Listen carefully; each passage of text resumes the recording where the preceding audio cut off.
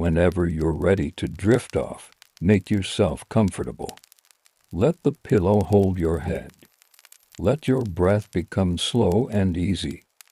Tonight, let's quietly explore for small corners of the past where ordinary hands kept the world moving in patient ways. We'll begin in a lantern room above the sea where a great glass lens waits for the keeper's cloth and the first careful spark. Then we will rise to stone terraces in the high Andes where frost helps turn simple potatoes into winter food. After that, we will sit beside a low table in Timbuktu, where bookbinders warm gum Arabic and stitch knowledge into leather and thread, and later, we will listen to a prairie telegraph office at night, hearing messages appear as soft clicks and pencil lines. The pacing will be slow and steady. The language will stay gentle and plain. Nothing urgent will happen. You can drift at any time, and the stories will continue at a whisper. As you settle in for the night, picture brass, glass, and salt air. Imagine a room of windows wrapped in wind. The light has not yet begun. A kettle ticks on a tiny stove, and the lens, the size of a cartwheel, waits for careful hands. When you're comfortable, we'll begin. The stairs end with a round of cool iron. The keeper's boots make a soft, hollow sound, then pause. He sets down a canvas bag, unbuttons his coat, and listens. Windows tick as the wind presses and releases. A gull calls, thin and far. The lantern room holds the sounds like a shell. He takes a slow breath and opens the bag. The chamois cloth comes first, warm from his pocket. The tin of whiting follows, lids clicking, a small, dry sound. From habit, he folds the cloth into a neat square. He breathes on a section of glass to find the faint fog of his breath, and with light circles, he begins to polish. The motion is patient.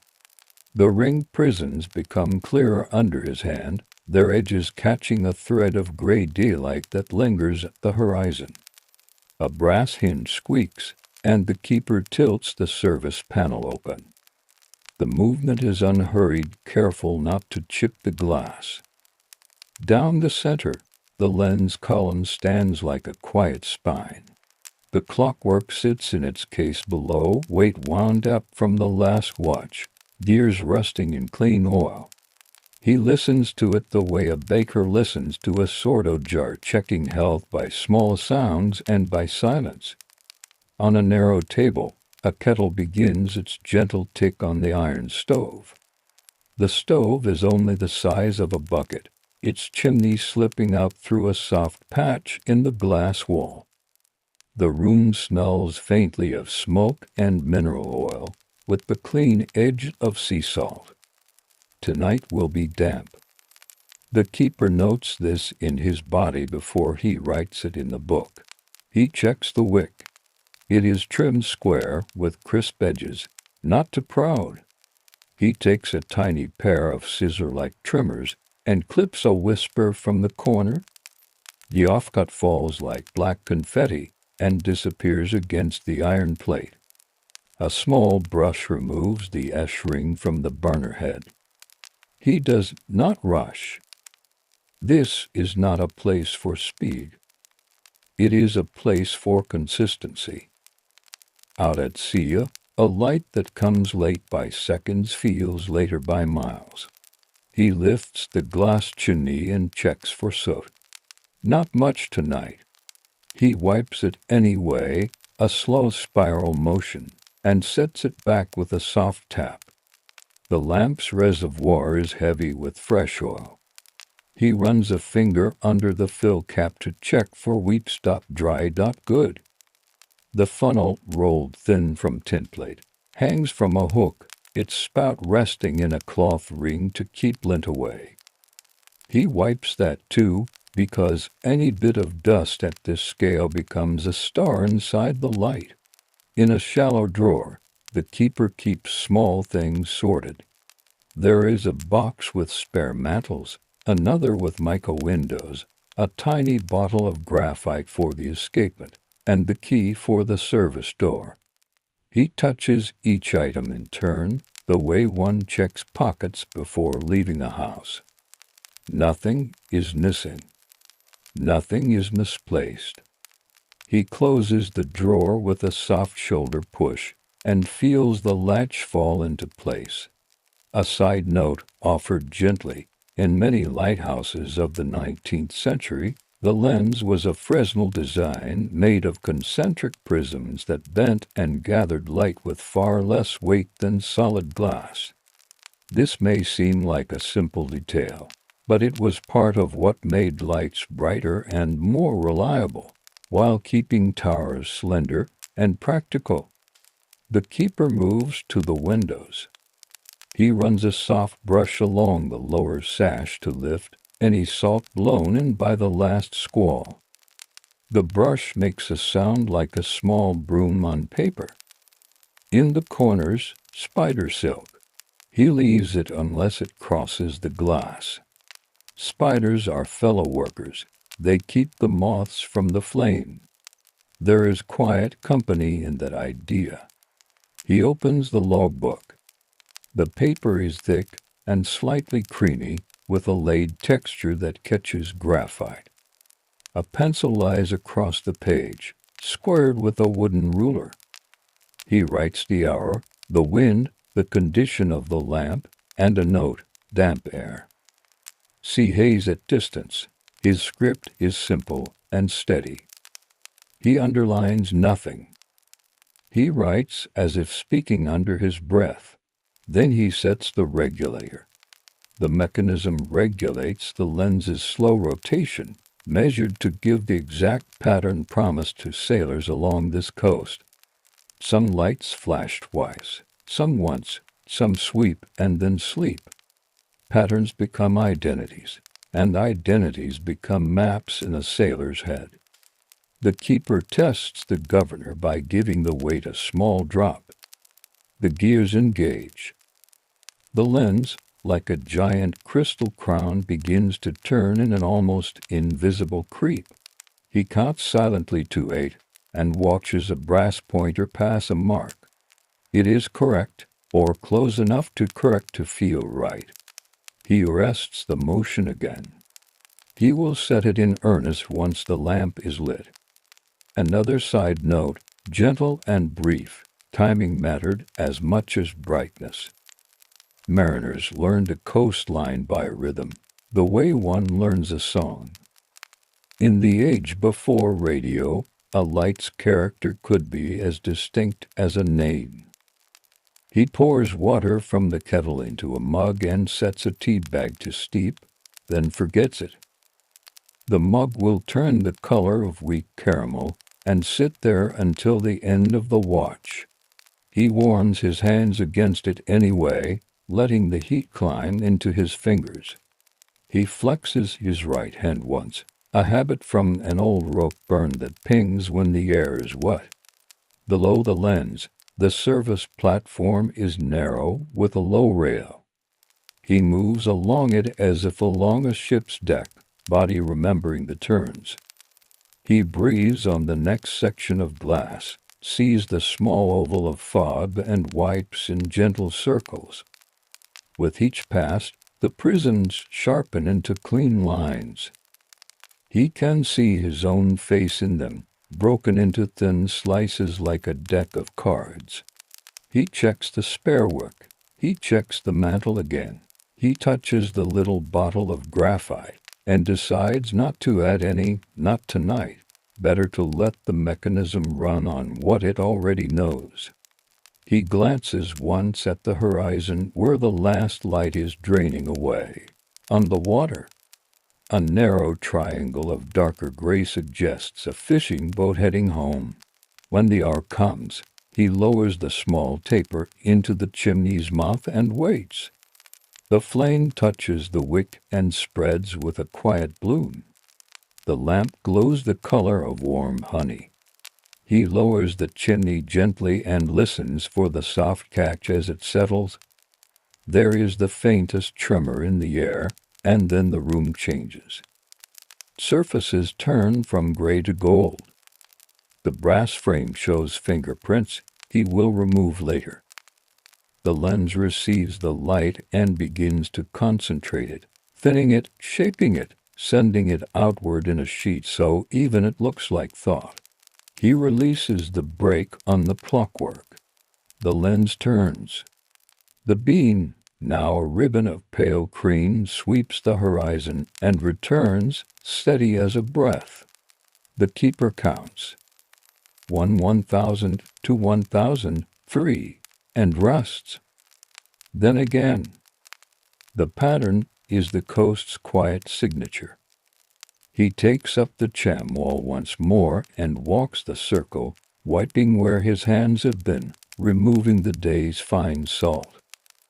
Below, the stove sighs and falls still. The tea has cooled. The logbook waits for one more line. The room is not lonely. It is simply complete. The light moves. The sea answers with a slow glitter where the beam skims a curve of water. The keeper watches once, then looks away. Staring is not his work.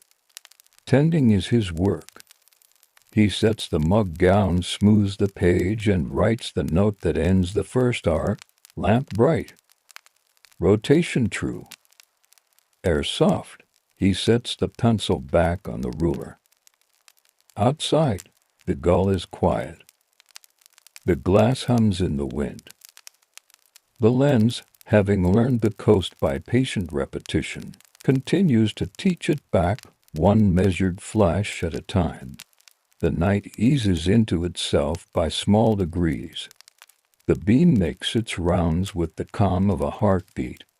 Between turns, the lens shows the keeper a patchwork of reflections: his sleeve, the brass rail, a slice of sky, then nothing, then a sliver of the stove's faint glow. He knows these fragments, as one might know the creak of familiar floorboards. He checks the oil level again, not because it has fallen, but because the gesture belongs to the hour. The reservoir is still pleasantly heavy. He nudges the filler cap and looks for a dark ring that would betray a leak. Dry. A fingertip comes away clean. He wipes the cap anyway and polishes the mark his touch has left on the brass. On a small hook near the door hangs a wool sweater with wooden buttons. He slips it on, not for cold, but for softness. The wind worries the glass in gentle pushes. It does this often: press, release, press again, as if testing the resolve of the room. The windows answer with a quiet tick. The lens answers by continuing. He wins the clockwork a few turns. The weight lifts a little, then settles, the chain whispering over a smooth drum. The governors fly to small fans on a horizontal axis, spins in a blur so delicate it looks like air deciding to be visible. A drop of oil sits in the tiny cup that feeds the spindle. He resists the urge to add more. A light mechanism prefers patience. A drop for a week, he once learned from an older keeper, and a wipe for every day. A side note, soft and simple. The rotation in many towers came from falling weights, the same family of motion that drives long-case clocks. The keeper's hand did not force the night to move. It only restored a balance that gravity would slowly spend. He steps onto the narrow service footway and lets the beam pass across his shoulder. It warms the wool for a breath, nothing more. He breathes on another ring of prism and rubs in slow circles. The cloth gives a faint squeak on clean glass. The smell here is layered ore with a sweet edge, warm metal, the dry ghost of chalk, and the streakless cold of salt air. If the sea had a texture, it would be this, a film that wants to land on everything, and a routine that keeps welcoming it and letting it go. On the sill sits a small wooden box with sliding lid. Inside lie folded papers, pressed flat by two smooth pebbles. He opens it and removes the chart showing characteristics of lights up and down the coast, one flash, two flashes, long eclipse, short eclipse. He does not need the list to remember his own. Still, he touches the mark that stands for this station. Flash every 8 seconds.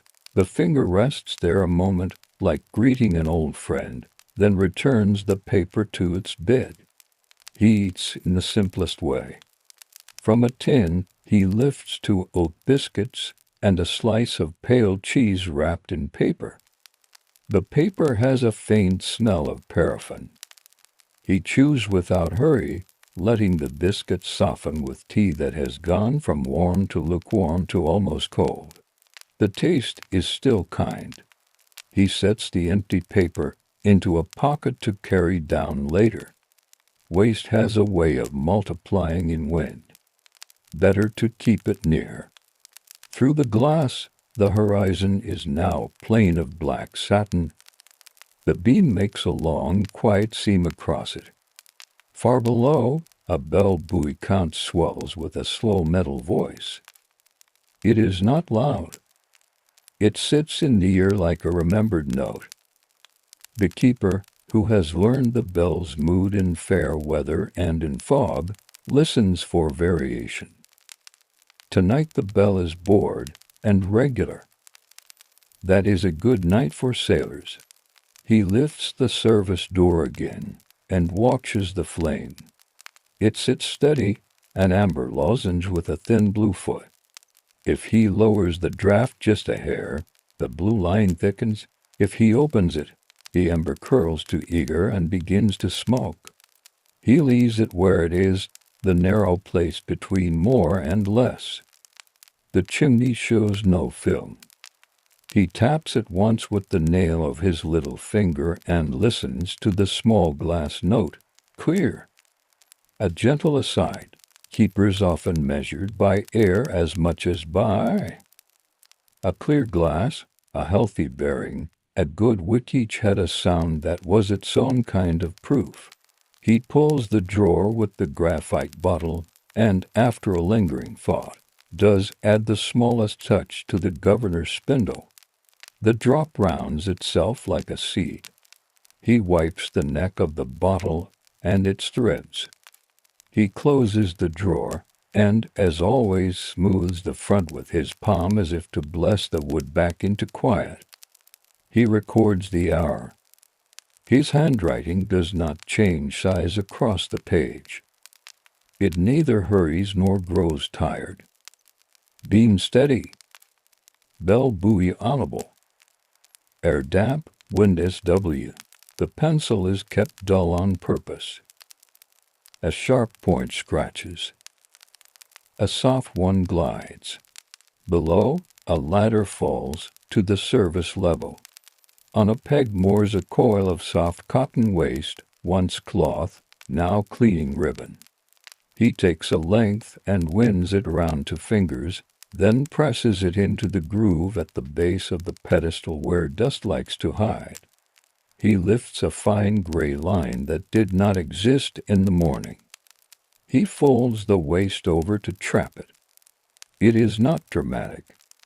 It is the exact success he expects. The lens turns and turns. Between passes, the room dens to its resting glow. With each return, it brightens as if the day were trying once more. The keeper tests the escapement by resting a fingertip lightly against the fly. It does not complain. He withdraws the finger and feels a small tick in the nail where the motion ran through him. He thinks of a saying he heard as an apprentice when everything felt too delicate to touch. Good glass is brave. He did not understand it then. Now he does.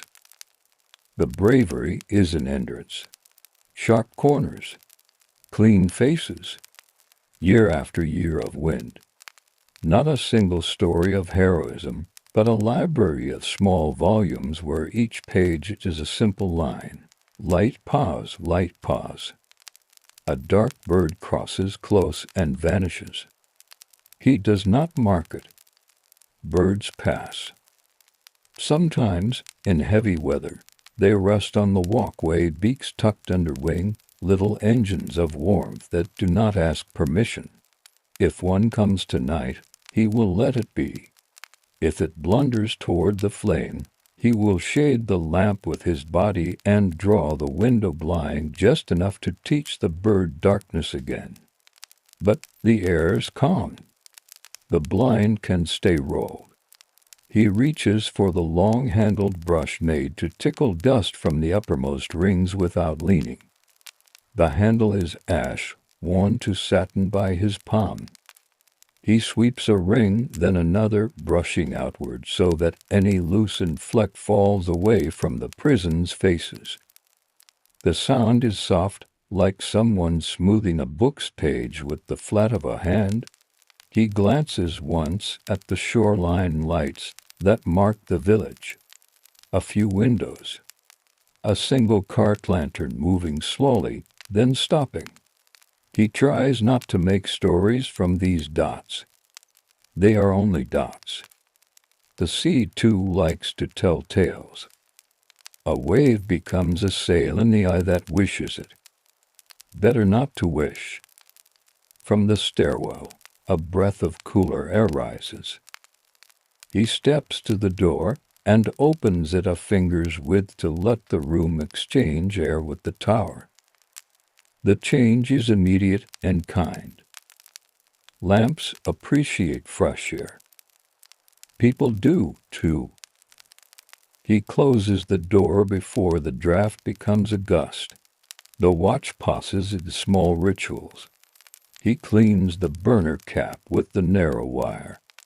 He checks the spare mantles again, then closes the tin with a twist that finds the threads without looking. He takes the tape measure from its nail and confirms what the chart already says.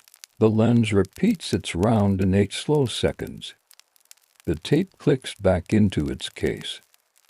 He returns it to the nail at the exact angle that fits. A final check of the hour. He writes, rate true. Glass clear. Fog not present. See regular. He dots the period and lays the pencil down.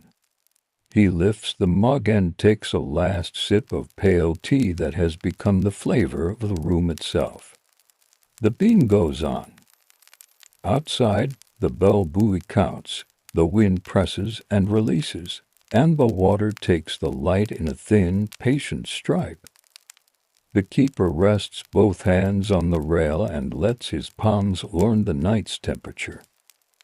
It is the temperature of work well in hand. He hums once, not a tune, just a line in a comfortable key, then lets it go. The lens passes, and the room brightens. The lens passes, and the room rests. All things in balance. All things at their right speed. He stands quietly, listening to the mechanism's tiny voice, and the silence that carries it. Midnight approaches. Though the word means little up here, time is counted by the weight's slow descent, by the quiet notes in the log, and by the returning ribbon of light. The keeper feels the hour in his shoulders, and in the easy economy of his movements. He is entering the middle stretch, where attention is steady and the room is most itself. He takes the key from its nail and opens a slim case set into the wall. Inside are 3 instruments, a small aneroid barometer with a creamy face, a dry thermometer, and resting in its wooden holder, a damp cloth used to moisten the bulb of a second thermometer when needed. He notes the pressure with a pencil tick on a card. The needle has fallen a hair since evening, but not enough to ask questions. The temperature holds where the lamp likes it, warm enough to keep the flame willing, cool enough to spare the chimney any strain. A gentle side note, many stations kept such instruments at hand not for grand prediction, but for housekeeping. A barometer falling meant the lens might soon work in fog or rain. A little preparation spared trouble later. He returns to the lamp. The wick, which began the night with square edges, now shows a soft curve at its top. He lifts the small scissors and, with a careful, level snip, restores the shape. The flame answers by smoothing its shoulders and settling into a calmer oval. He takes the narrow wire and clears the tiny ports around the burner ring. No soot. The chimney glass wears only a faint halo that wipes away with one turn of the chamois. He leaves it shining and sits for a moment on the low wooden stool, a piece of furniture that belongs to the lens as much as the keeper does. On the stool's step rests a tin of rouge used for brass on polishing day. Not tonight. Brass has its own calendar, never too often, never in damp. He runs a thumb along the lamp's gallery to feel for grit. None. He lets his hands rest, palms down on his knees, and listens to the governor's quick, tiny breath. The beam steps outward again in its measured white, crossing the black water and brushing the village. The keeper looks at it the way one looks at a watch to confirm a time one already knows. He rises and walks the circle, eye searching for fingerprints and for the faint crescent of a forgotten touch. Where he finds one, the cloth follows. The room keeps its promise. Light pause, light pause. From below, a footfall on the stair, a familiar weight, not urgent, not stealthy, simply present. The assistant keeper appears at the door with a nod and a wool cap held in his hand. They speak little, there is no need. A watch is a smooth thread, best not frayed. The assistant offers a wrapped heel of bread and a slice of cold boiled potato. The keeper exchanges it for the second mug and a small pour from the kettle, reheated for politeness. They stand a careful distance from the lamp and eat in companionable quiet to silhouettes in a moving ring of glass. A mile aside, in many towers, watches overlapped by a few minutes. Not to inspect each other, but to hand over the feeling of the night, the way one might pass a sleeping child's weight from one set of arms to another. The assistant glances at the governor. The keeper says, "Rates true." The assistant hums a note of agreement and looks out, counting under his breath as the flash walks the horizon. They trade small news oil delivery into days if the sea sits still, wicks trimmed to measure, the carpenter's promise about the squeak in the stair. Then the assistant descends again, his footfalls dwindling into the tower's stone. The keeper wins the weight, 3 slow turns, then a quarter turn more. The chains whisper his conversation between metal parts that know each other well. He eases the handle back, feeling for the notch that signals enough. The lens never shudders.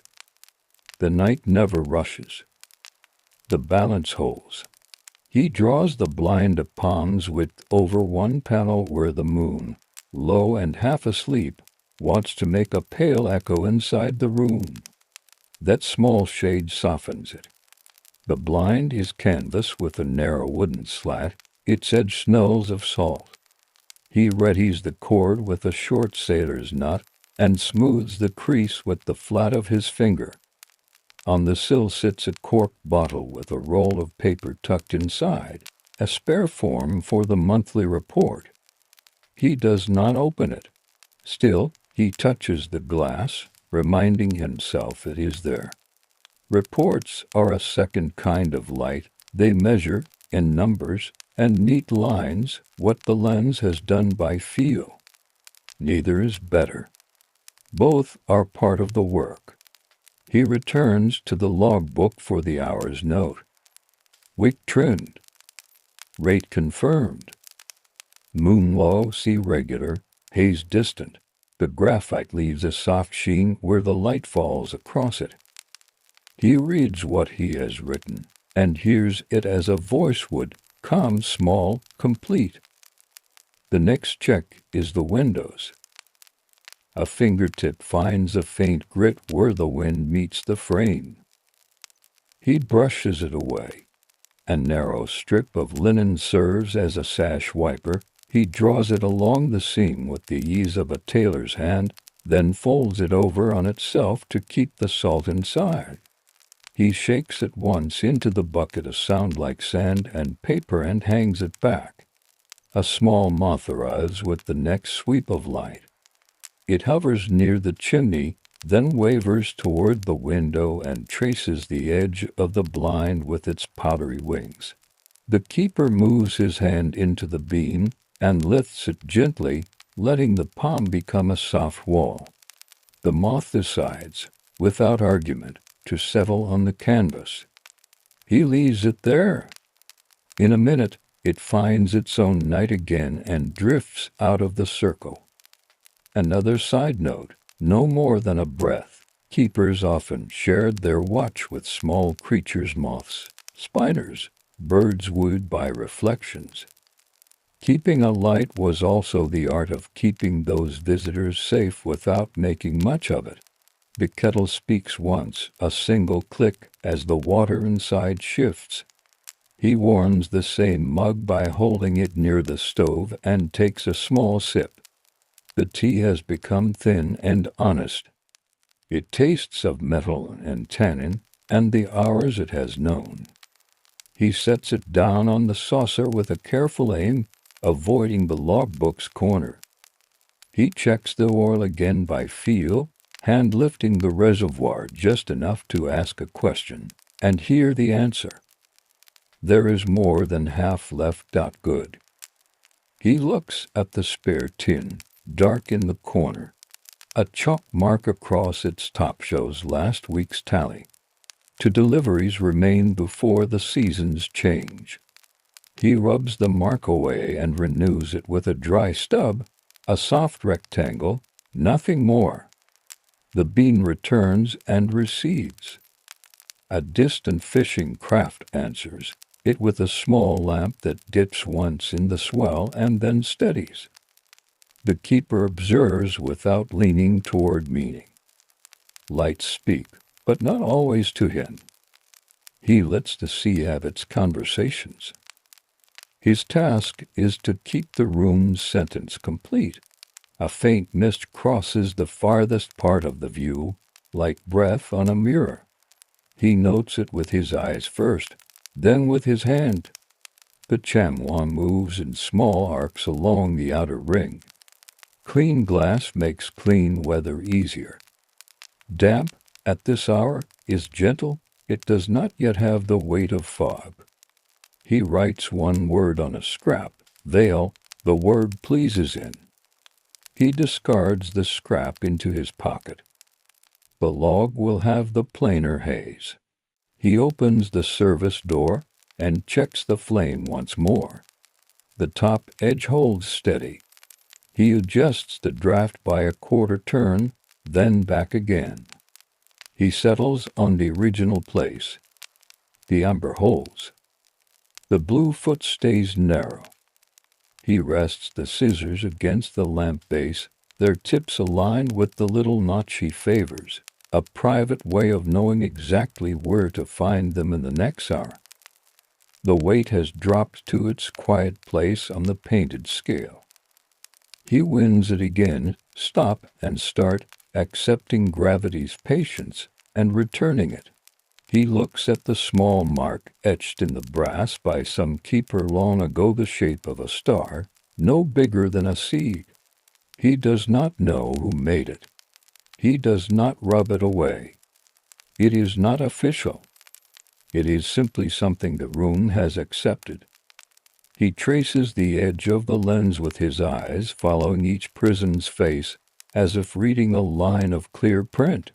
He thinks of the men who caught and assembled this glass, of the crate that carried it, the ship that bore it, the crane that lifted it, the day it first felt this wind. The lens does not remember any of this. It remembers only light and the rhythm of its turning. That is enough. When the clock on the lower landing taps the hour, he writes again, "Our past." Light easy. Barometer steady. No signal required. He leaves a space, a habit learned from a clerk who showed him once that air between lines is a kindness to tired eyes. He closes the book as one closes a well-made door, letting the covers meet rather than pushing them. The bean keeps its cadence. The keeper stands still and lets the room do what it was built to do. Up here, midnight is just another balanced place on a long, even path. The small hours lean toward morning without announcing it. Wind loosens and readies its knots. The sea mends its own surface where the bean has stitched a path all night. Inside, the lamp maintains its soft amber center. The keeper's watch is a necklace of small beads. Check, wipe, listen, wind, and each bead is identical enough to soothe. He begins the circuit again, cloth folded, breath misting a faint oval on the glass to show what the eye might miss. The chamois lifts a film so thin it is more idea than substance. The lens responds by deepening its clarity, as if the room has taken a long, unhurried blink. Brass rails catch the returning light and give it back as polite glints. The floorboards narrow, close-grained, carry a dull shine earned from years of soles making the same path. On the table, the ruler and pencil form a small cross. He squares them by habit, not because it matters to the log, but because it matters to the feeling of the place. A station gathers its own manners, and the keeper, over time, becomes fluent in them. He checks the governor again. The fly hums in its tiny wind. He sets a fingertip briefly against the spindle housing, a touch so light it is almost ceremonial. Metal is warm, not hot. The drop of oil he spared earlier has worked its quiet order. He closes his hand around the winding handle and lifts the weight a measured distance. The chain murmurs over the drum in a sound like parted silk. When he stops, the mechanism carries on as if nothing at all had happened, which is the exact success he wants. A side note, soft as the edge of a cloud, this balance between hand and machine at a touch, then leave it be was common craft before switches and motors took over. The work depended on being present more than on being strong. A faint cluck reaches the tower, the small stone voice a cliff makes when a swell sets its teeth in and then lets go. The keeper hears it through his shoes rather than through his ears. He notes it in the private ledger the body keeps. The water is heaving a little more, but only a little. The bell buoy counts with the same mild patience. He turns the blind up another hand's width. The moon has dipped behind the inland ridge. The room's reflections soften. The bean's sweep becomes the only decisive light. He opens the service door and watches the flame. It has lowered itself, as all flames do over time, to a modest size. He adjusts the wick by half the width of a nail. The lamplight strengthens without pushing. The chimney receives the change and keeps its glass clear. He turns a tiny screw to align the burner just so, a correction smaller than a blink. He rests the trimmer scissors where he can reach them with eyes closed. Much of this work could be done by feel, and often is, though he continues to look, because looking is a kind of care. He sits on the stool, not to rest, but to observe from a slightly different horizon. From lower down, the lens's rings appear higher, like terraces on a mountain of ice. He notices a thread of lint clinging to the rim of the service door. It would do no harm for 100 nights, but he prefers it gone now. The long-handled brush finds it and carries it away. The brush hangs back on its nail, the nail had polished silvery buyers of the same touch. He opens the wall case again and checks the instruments. The barometer has slipped no further. The thermometer shows a degree's kindness. The lamp has taken chill out of the room.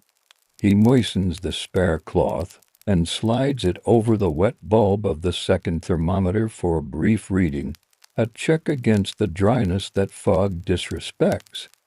Numbers are less important than trend. The trend is flat and friendly. He writes, lamp strong. Bearings content. See voice low. Ear steady. He smiles a little at his own phrasing and lets it stand. The log is not poetry, but it allows small courtesies. A moth returns, or its cousin. It drafts the lantern's warmth, and then quarrels with its earlier plan, settling on a brass strut where it becomes only a shadow with wings. A spider resident in the corner of a sash pays no attention. The keeper leaves both alone. He learned long ago that removing the spider means welcoming more moths. Quiet partnerships are part of the station's common sense. He unwraps a small parcel of dried apple from his pocket. The slices are leathery and fragrant, a summer held by sugar and air. He eats them with patient bites. The taste is clean and slightly tart. He sips a mouthful of now cool tea and allows the two to meet. The flavors belong together in a way that needs no praise. By the window, he rubs a faint crescent he has been ignoring for an hour. It disappears with 2 careful circles. He wipes the wiping, as he always does, so that the glass shows only what lies beyond. Beyond, a narrow stripe of paler darkness suggests where the east will be. He knows there is still long night left. Dawn takes its time on the sea. He inspects the spare mantle tin again, not because it could have changed, but because he likes to have a fresh memory of its weight. He taps its lid lightly and listens to the hollow note. Full. He returns it, aligning the stenciled letters with the shelf's edge. He does the same with the wick box, the funnel, and the small vial of graphite. The order is not strictness. It is a way to make time smooth. A gentle aside, a tower keeps fewer surprises when every small thing lives at an exact address. In an hour of fog or sudden rain, hands find what they need without thinking, and the mind stays level. He takes the chart again and lets the beam spill across it. The coast appears in thin lines and neat numerals, and the lights read like a soft score. He traces his station's mark, and then another farther north, one he worked as a young man. He remembers that room is colder, the steps steeper, the keeper above him particular about polish. He learned a better fold for the cloth there. He kept the fold when he left. Work travels in the memory of hands. The lens turns, and a filament of frost shows for a moment on the outer face of one prism. He notes it as a bright scratch that vanishes when the next sweep comes. He opens the door to the outer gallery only a few inches, and lets a cool ribbon of air draft along the glass. The frost yields. He closes the door with a soft click and tightens the latch with 2 fingers. He checks the candle stub that lives in a tin by that door marked for emergencies. It is still whole, still a friend he hopes never to invite. He wins the wait again a few turns, each one finished with the same careful stop. At the end, he lays his hand on the case a moment. The machine's tiny pulse answers his palm. It is like putting a hand to the side of a sleeping animal and feeling a steady breath. He writes, weight raised, frost brief, draft gentle, lens content. He sets the pencil down on the ruler, always with its point toward the book's spine. He takes a cloth to the ruler's edge whereas from his hand might darken the paper over time. The page remains pale and clean. The night folds itself into smaller segments. He stands at the window and watches the beam touch a patch of low cloud and make it glow as if something kindly lived inside it. The cloud thins and loses interest. The beam moves on. He imagines sailors naming this light among themselves with a private word, simpler than the one printed in charts. He does not try to guess it. Names belong to those who travel. Another aside, easy as a breath, keepers sometimes learned these nicknames later in town and felt quietly pleased. They did not correct them. An official name and a sailor's name can live side by side like two mugs on the same shelf. He tidies the waste linen coral, tearing away the salted end and starting a fresh wrap. He places the soiled strip in the ash bucket, where it will wait until morning. He cleans the scissors hinge with a touch of oil on a toothpick, opening and closing them until they say yes with silence. He touches every screw head he can see with the flat of the cloth, inviting them to keep their dignity. The station keeps breathing. Outside, the bell buoy speaks less often, as if the sea has grown thoughtful. Inside, the lamp holds its own weather of small warmth and steady flame. The lens learns nothing new because there is nothing new to learn, and this is, for a light, the highest contentment. The keeper looks once at the eastern margin, and then looks away because looking at dawn does not make it come. He returns to the table, smooths the page and readies the next line, leaving a small space so the passage of time can be seen by anyone who opens the book later. He folds the cloth again. He lifts the brush. He begins the next quiet circle. A thin paleness gathers behind the eastern edge, not yet a color, only the idea of one. The keeper feels at first as a change in the room's reflections. The beam returns and the brass glints a little less sharply. The glass seems to swallow less darkness. These are dawn's quiet rehearsals. The watch goes on as it always does, with small motions and patient attention. He folds the chamois again into its square and makes one last slow circle on the inner ring. Breath, wipe, lift, no haste, no invention.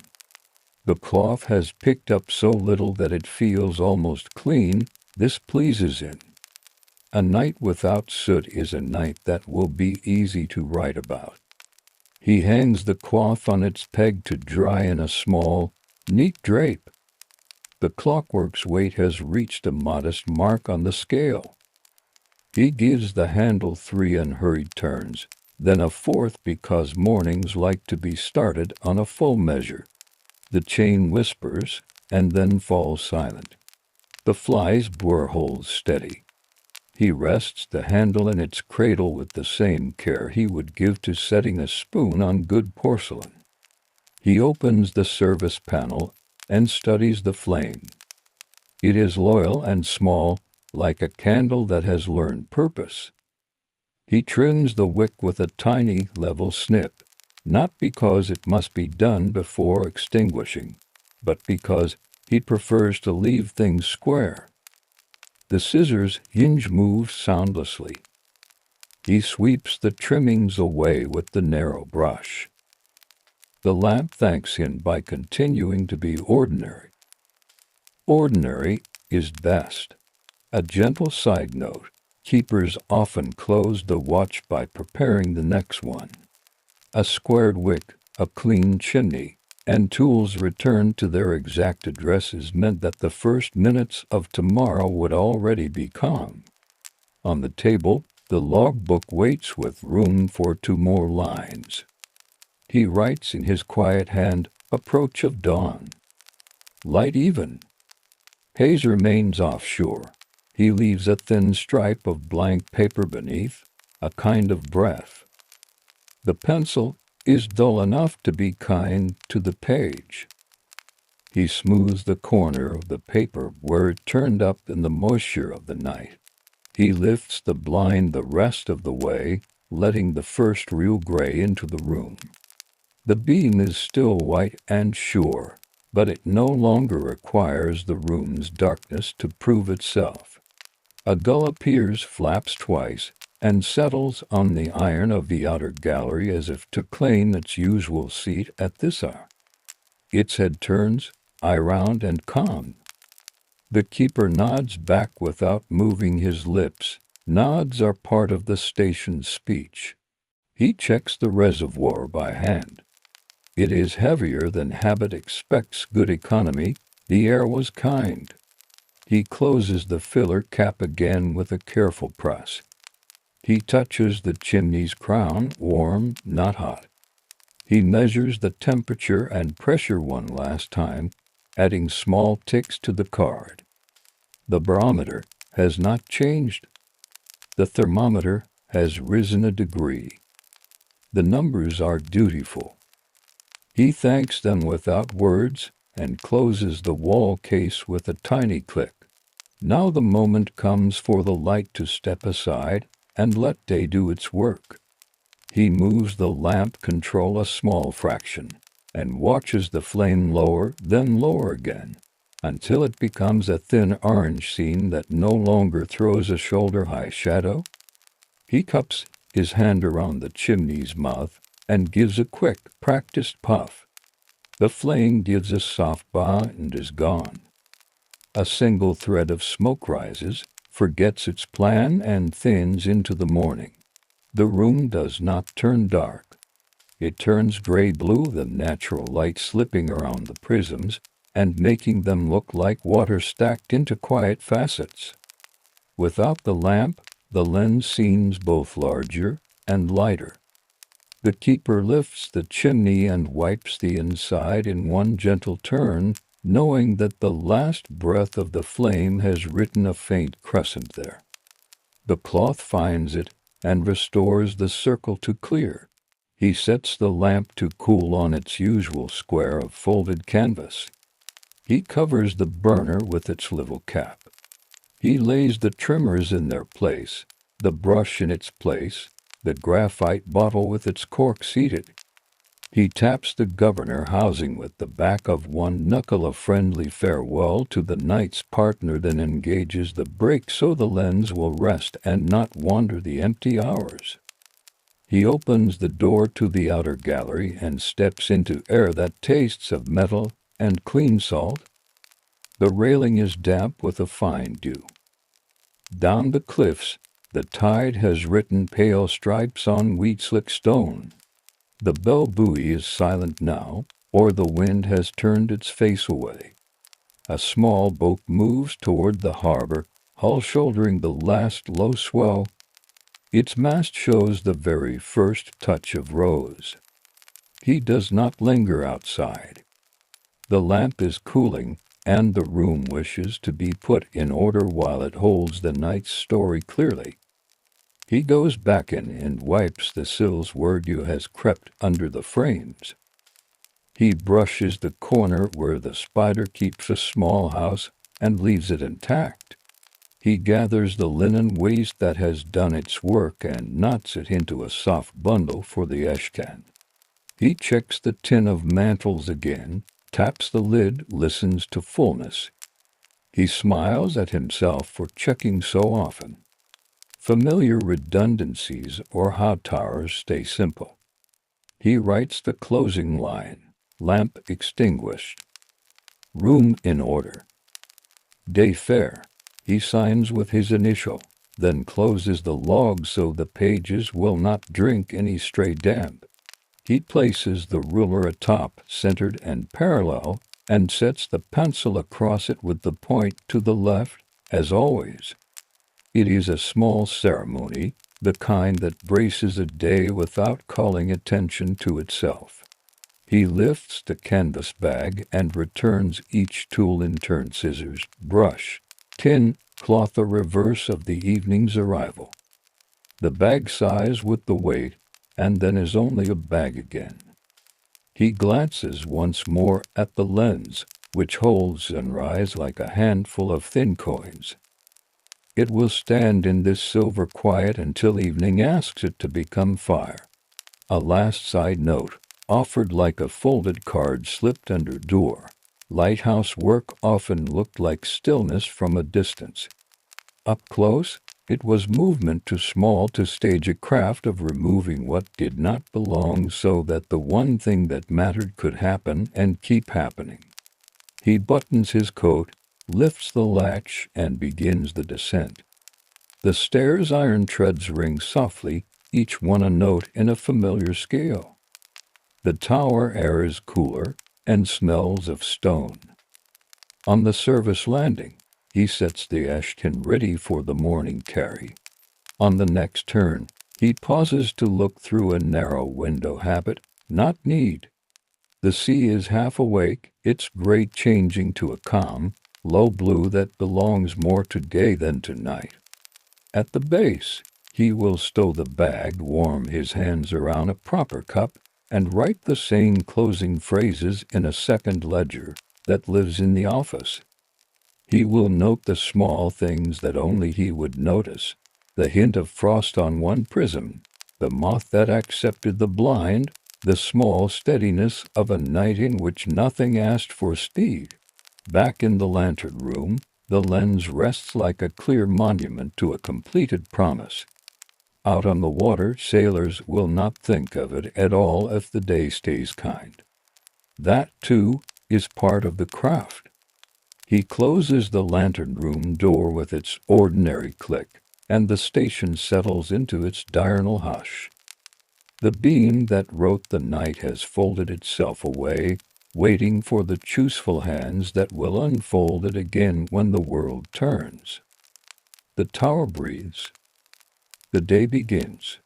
And as the light withdraws into clear morning, let us climb in unhurried steps to high stone terraces where frost and sunshine share the same field, and where potatoes become winter by the rhythm of cold and care. Before the sun reaches the ridge, the terraces hold a silver quiet.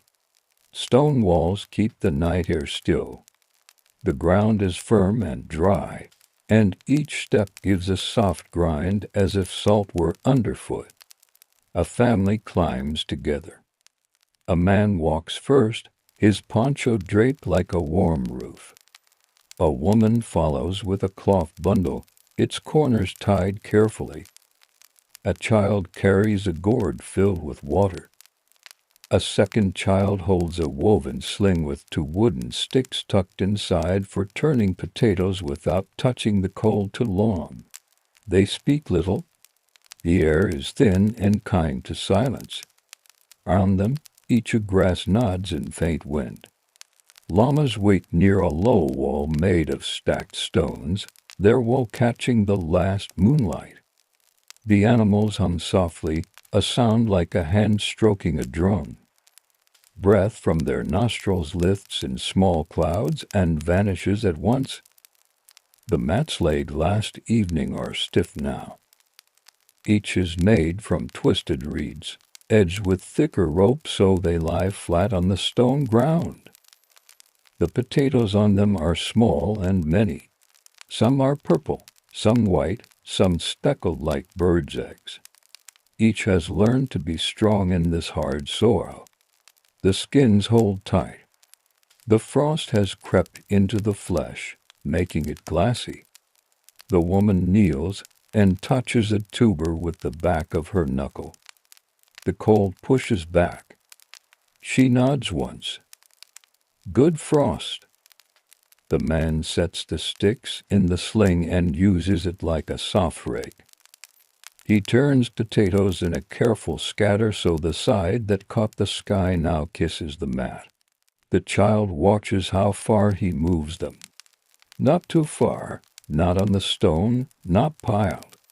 The sling makes a papery whisper on the reed surface. A second whisper comes from the woman's breath as she speaks to the little ones about the order of things today. First the turn, then the pressing, then the water. A gentle side note, CHUGO is born from patient balance. In this high valley, nights freeze and days thaw. Families spread potatoes thin so cold can enter. Then, under sun, they press out the water. The result is food that keeps for years, light to carry, and ready to be cooked in stews or ground into flour. It is not a delicacy. It is security. Far below, a canal cut along the slope murmurs through a notch. Its sound is low and steady, a kind of listening. The terraces borrow this water when they need it. Today it will be a tool, not for drinking, but for rinsing bitterness from skins after pressing. The child with the gourd looks down, measuring the distance with eyes, and tightens his grip. The woman opens her bundle. Inside are cloths folded into squares, a few sack ties, and a small pouch of coca leaves. She chooses 3 leaves, holds them at her lips, and tucks them into her cheek. The taste has a grassy sweetness. The man does the same. The child watches and is given 1 leaf as a promise rather than a tool. The second child folds the empty cloth and slides it under her knees to make the frost less bold. They begin the pressing while the world is still cold. The man steps onto the mat, feet clean, sandals adjusted, and moves from heel to toe with slow weight. He does not stop. He persuades. Each potato yields a little, sighing water underfoot. The woman follows, using her palms to shape the small bodies back into shape after each pass. Her fingers are quick and firm. She sings under her breath, a tune with only 2 notes, more pattern than melody. The children press with their hands, copying the pressure they have seen for years. The palms become chilly. Wokuts hold the wrist bones in warmth. They lift a squeezed potato and show its changed face to the morning. The skin is wrinkled and dull now. When the sun arrives later, it will draw what is left of the water. For now, the frost keeps everything clean and still. They set the pressed ones to the side, on another mat, in an even order that pleases the eye. A small pause, like a thin bookmark in the voice. This may seem unusual if you live where cold is an enemy to crops. Here, cold is a partner. The terraces were made to hold soil and hold seasons. Stone works with sun and shade to make useful differences: warmth in the day, stillness at night. CHUGO is a lesson written in steps and walls. A neighbor arrives, moccasins crunching lightly, carrying a basket with a few dried herbs and a small clay cup. She greets the family with a tilt of her head rather than words. The children glance at the herbs. Later, those will be tied outside the storehouse to scent the air and discourage insects. For now, they rest in the basket like a little patch of green memory. The man steps off the mat and shakes his feet one at a time. The woman rubs her hands together briskly, then warms them under her shawl. The child with the gourd dips a small ladle and lets a thin stream of water run into a carved wooden bowl. The bowl has a nick on its rim, older than either child, and smooth from years of washing vegetables. Into this bowl go the first pressed potatoes. Water poured here will carry away a bit more bitterness and a bit of the cold, stiff shadow. The boy pours with care, making a fine thread that curls and disappears among the tubers. The girl turns each potato with 2 fingers, the way her mother showed her, so skins do not tear.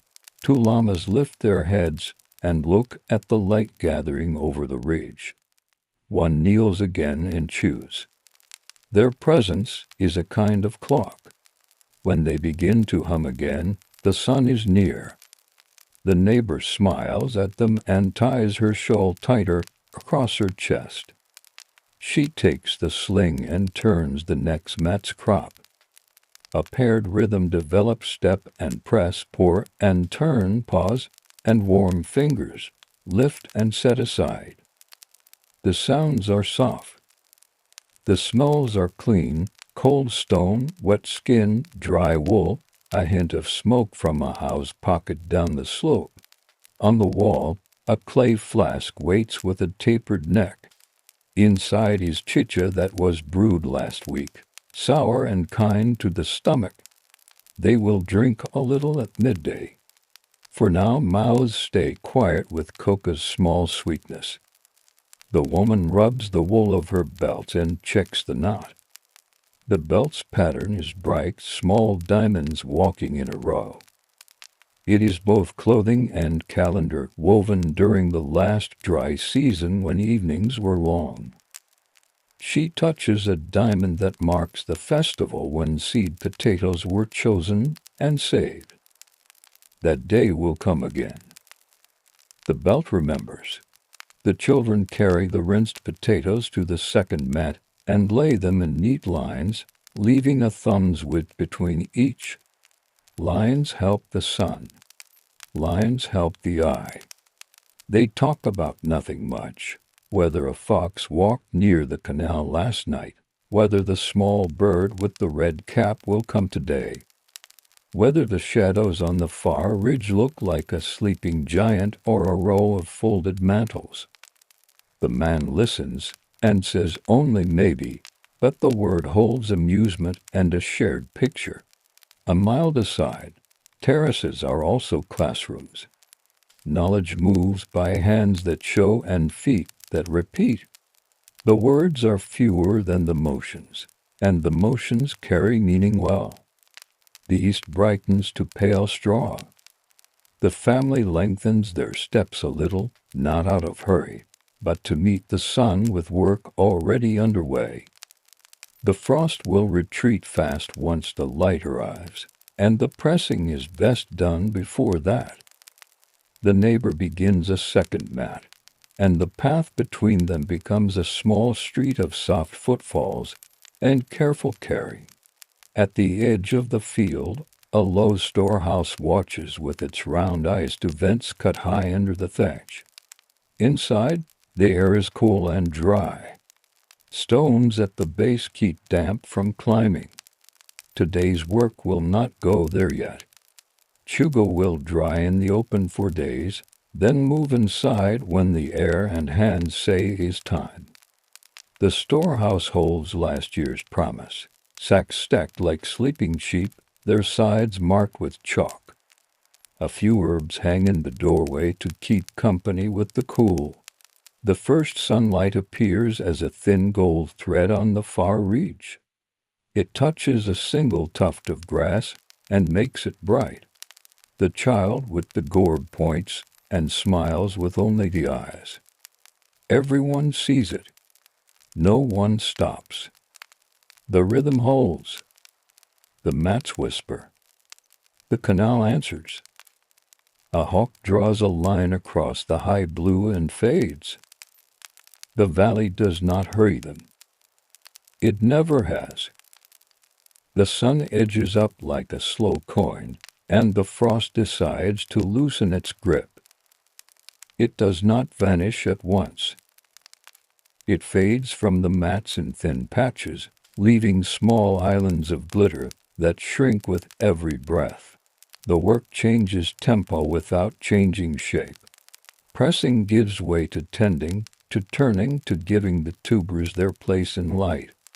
The neighbor straightens and rubs her palms together, then slips her hands into the long sleeves of her likla for a moment of warmth. The children copy this gesture and smile at the simple comfort of heat held close to the wrists. The man checks the shadows against a notch in the wall, an old way of knowing the RN nods to himself. He pours a little chicha into a shared gourd, enough for a sip each, a thanks to the body for the early cold. The drink is faintly sour, with a low sweetness, and it settles well. They do not speak of energy or strength. They simply accept what the mouth gives to the hands and feet. A gentle side note, in high places, small drinks and small bites spread themselves through labor like quiet companions. They are not feasts, and they do not carry celebration. They carry steadiness. Llamas shuffle and choose new squares of ground. Their soft pads do not harm the mats. They know the borders, as if they can read the weaving. One animal wears a red tassel at the ear, a sign of ownership and affection both. Children tug the tassel gently, offer a scratch at the cheek, then move on. The llamas keep their conversations low and musical. The woman begins to sort.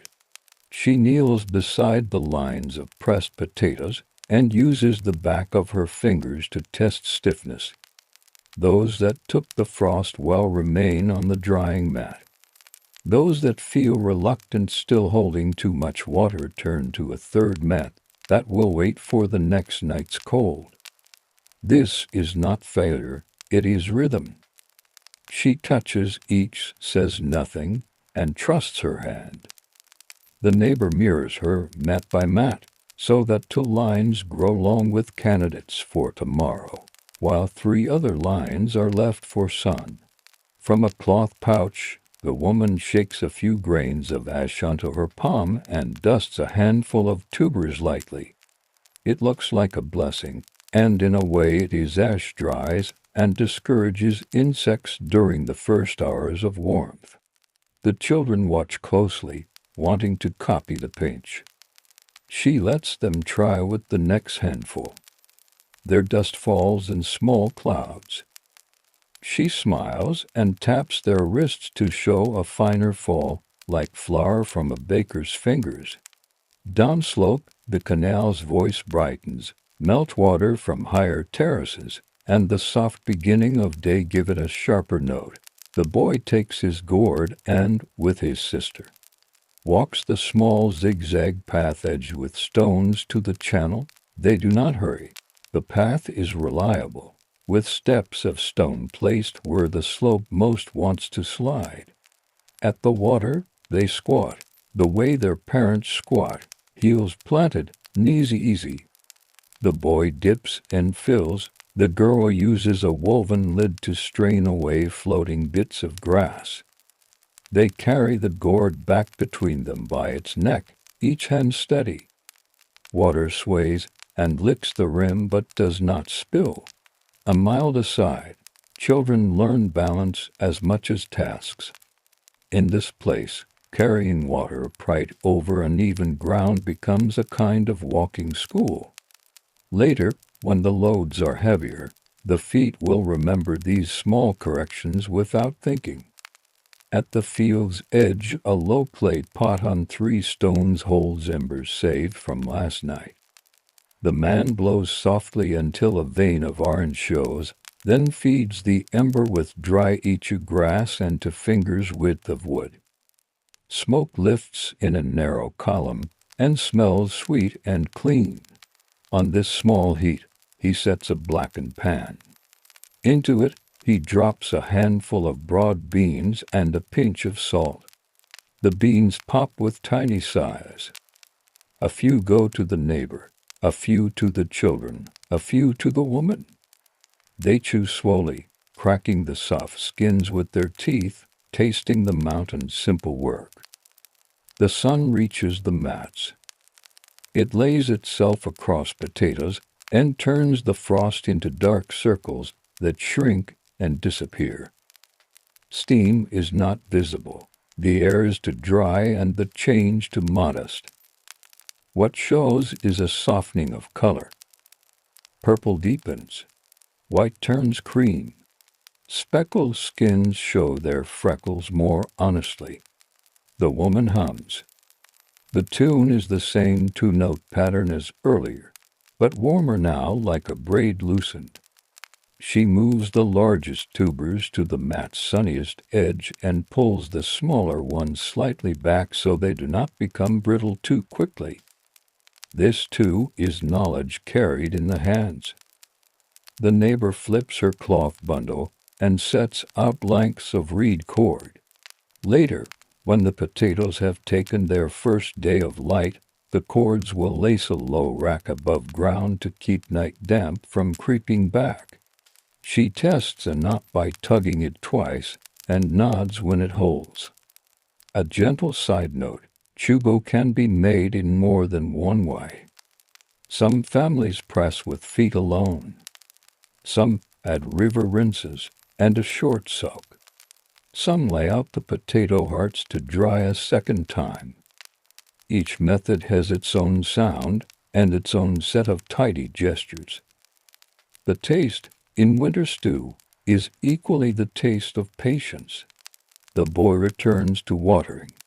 He pours a thread of canal water over a bowl of pressed potatoes and rubs it together to feel the last of the milkiness leave the flesh.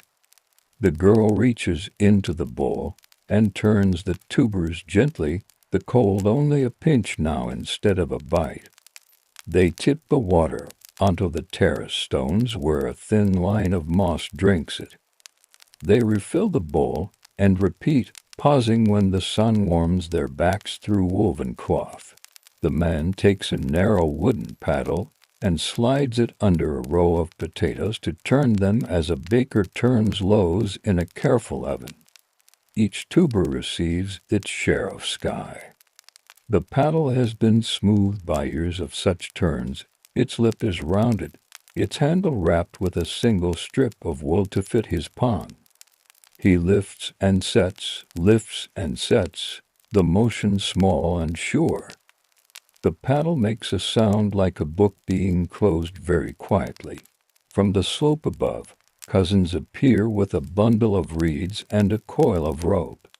They will repair the windbreak at the terrace's corner, weaving the reeds between posts so that on nights when the wind carries knives, the mats still sit in a pocket of protected cold. The repair is calm work. The rope is llama fiber, spun loose and soft, strong enough for the purpose, and pleasing to hold. The woman opens a small cloth and reveals maize cakes pressed flat and baked on a stone. She sets them near the embers to warm. A clay cup of herbal infusion munia, with its clean mint edge, sits beside the pan. She pours in measured sips and hands the cup around. The cup's rim is cool, the drink warm, the balance kind. The children blow lightly and take short, careful swallows. Conversation begins, the kind that fills space without needing attention. The neighbor asks about a cousin's weaving. The man answers about a litter of kai at the house. The cousins talk about a path cleared after a small slide last week. No one speaks about hurry. The day is long, and yet it is also contained. When the sun reaches the stone marker near the storehouse, they will gather the first dried CHUGO and lift it to racks. Until then, they honor the sun by letting it work. A mile aside, storehouses in this valley do not hurry either. They keep food by holding air, by letting wind pass, by turning darkness into a steady tool. Their round walls look patient from above, like sleeping jars. The children play at sorting while they work, placing potatoes by color in small groups, then dissolving those groups and making new ones by shape. The woman lets them, because the play keeps hands gentle and observant. When one potato splits, she simply sets it aside for today's pie. Waste hides in scolding, learning lives in quiet acceptance. By mid-morning, the mats have become a field of small, wrinkled stones. The potatoes are lighter now, easier for the hands to carry. The man takes a reed cord and demonstrates the first move of lacing a drying rack between two posts. Over, under, around, and back a path even the fingers can remember without eyes. The neighbor follows at the far post. The cord sings a faint note as it pulls tight. The canal goes on murmuring. A hawk returns to its soft line in the sky. The llamas turn their faces into the light and close their eyes almost to slits, a posture of complete agreement with the day. Shadows take on clean edges. The ridge shows its ribs. The children ask if the tiny bird with the red cap has come. It has not, but they look for it all the same. The woman dusts her hands and calls for a short rest. They sit with backs against the warm stone wall, feet stretched toward the mats. The heat from the stone slides into their shoulders and hips. For a few minutes, they do nothing at all, and this nothing is part of the work. When they rise, it is without groans or speeches. They return to turning and testing, to lifting and lacing. The sun tips a little higher. The day opens, but does not widen too much. Everything stays within the length of a soft song. Midday gathers without hurry, the light turning from straw to pale gold. Heat rises from the stone walls in a soft breath. The mats, now mostly free of frost, hold rows of potatoes that look like small sleeping animals. The air hums quiet insects near the canal, a distant flute from a path below, the low felted sound of llamas rearranging their feet. The man taps the post with his knuckles and nods. Time for the first lift. He and the neighbor pull the reed cords tight and begin to pass potatoes from mat to rack. The motion is a con chain. The woman picks up two at a time, palms facing up. She hands them to the older child, who places them on the cord with the eyes of a weaver, keeping spaces equal so air can walk between. The younger child follows, straightening and aligning, a small curator of order. The neighbor checks the tension and adds an extra knot, her fingers moving as if tying a child's hair firm, but gentle. A gentle side note. Racks and cords are extensions of weaving. Many tasks in this valley speak the same language over, and through and around. When hands learn one pattern well, others come like friendly relatives. They work in shade when they can, turning their shoulders to protect cheeks from the high light. The woman covers her head with the corner of her liklop. The fabric smells of smoke from last night's hearth and of clean wool. Its edge is embroidered with tiny stepped diamonds, not for display here on the terrace, but because a maker once took pleasure in careful color. Cloth remembers the person who made it. The canal gives a brighter voice now, fed by snowmelt waiting on higher slopes. The boy refills the gourd and sets a bowl near the racks, just enough to wet hands and rinse a potato that shows a stubborn milkiness. He tests by pressing two halves together and seeing if they cling. If they do, he returns it to the second mat to find more sun. The girl watches the clinging and laughs softly at the small trick. The adults smile without stopping their hands. From the path above, a trader pauses with a narrow pack and a bell that barely speaks. He pauses and greets them with the lift of his chin. The woman offers a maize cake across the stones. He offers a pinch of salt, wrapped in a twist of paper, in return. They exchange without fuss. The bell answers once, a kindly note, and the trader continues down the path that clings to the mountain like a careful thread.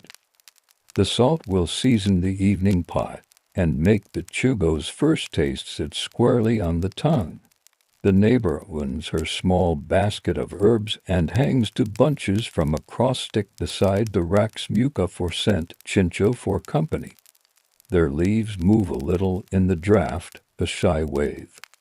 Insects rarely trouble what dries high and evenly, but the herbs give peace to the mind and a quiet sweetness to the ear. The woman thanks her with a look and tucks a few stray leaves into a cloth for later. The llamas step closer and stand in the long, patient way of grazing animals who have decided not to graze. One wears a woven chest band with blue and white stripes. The children stroke the wool where it meets the strap and feel the thump of a slow heart.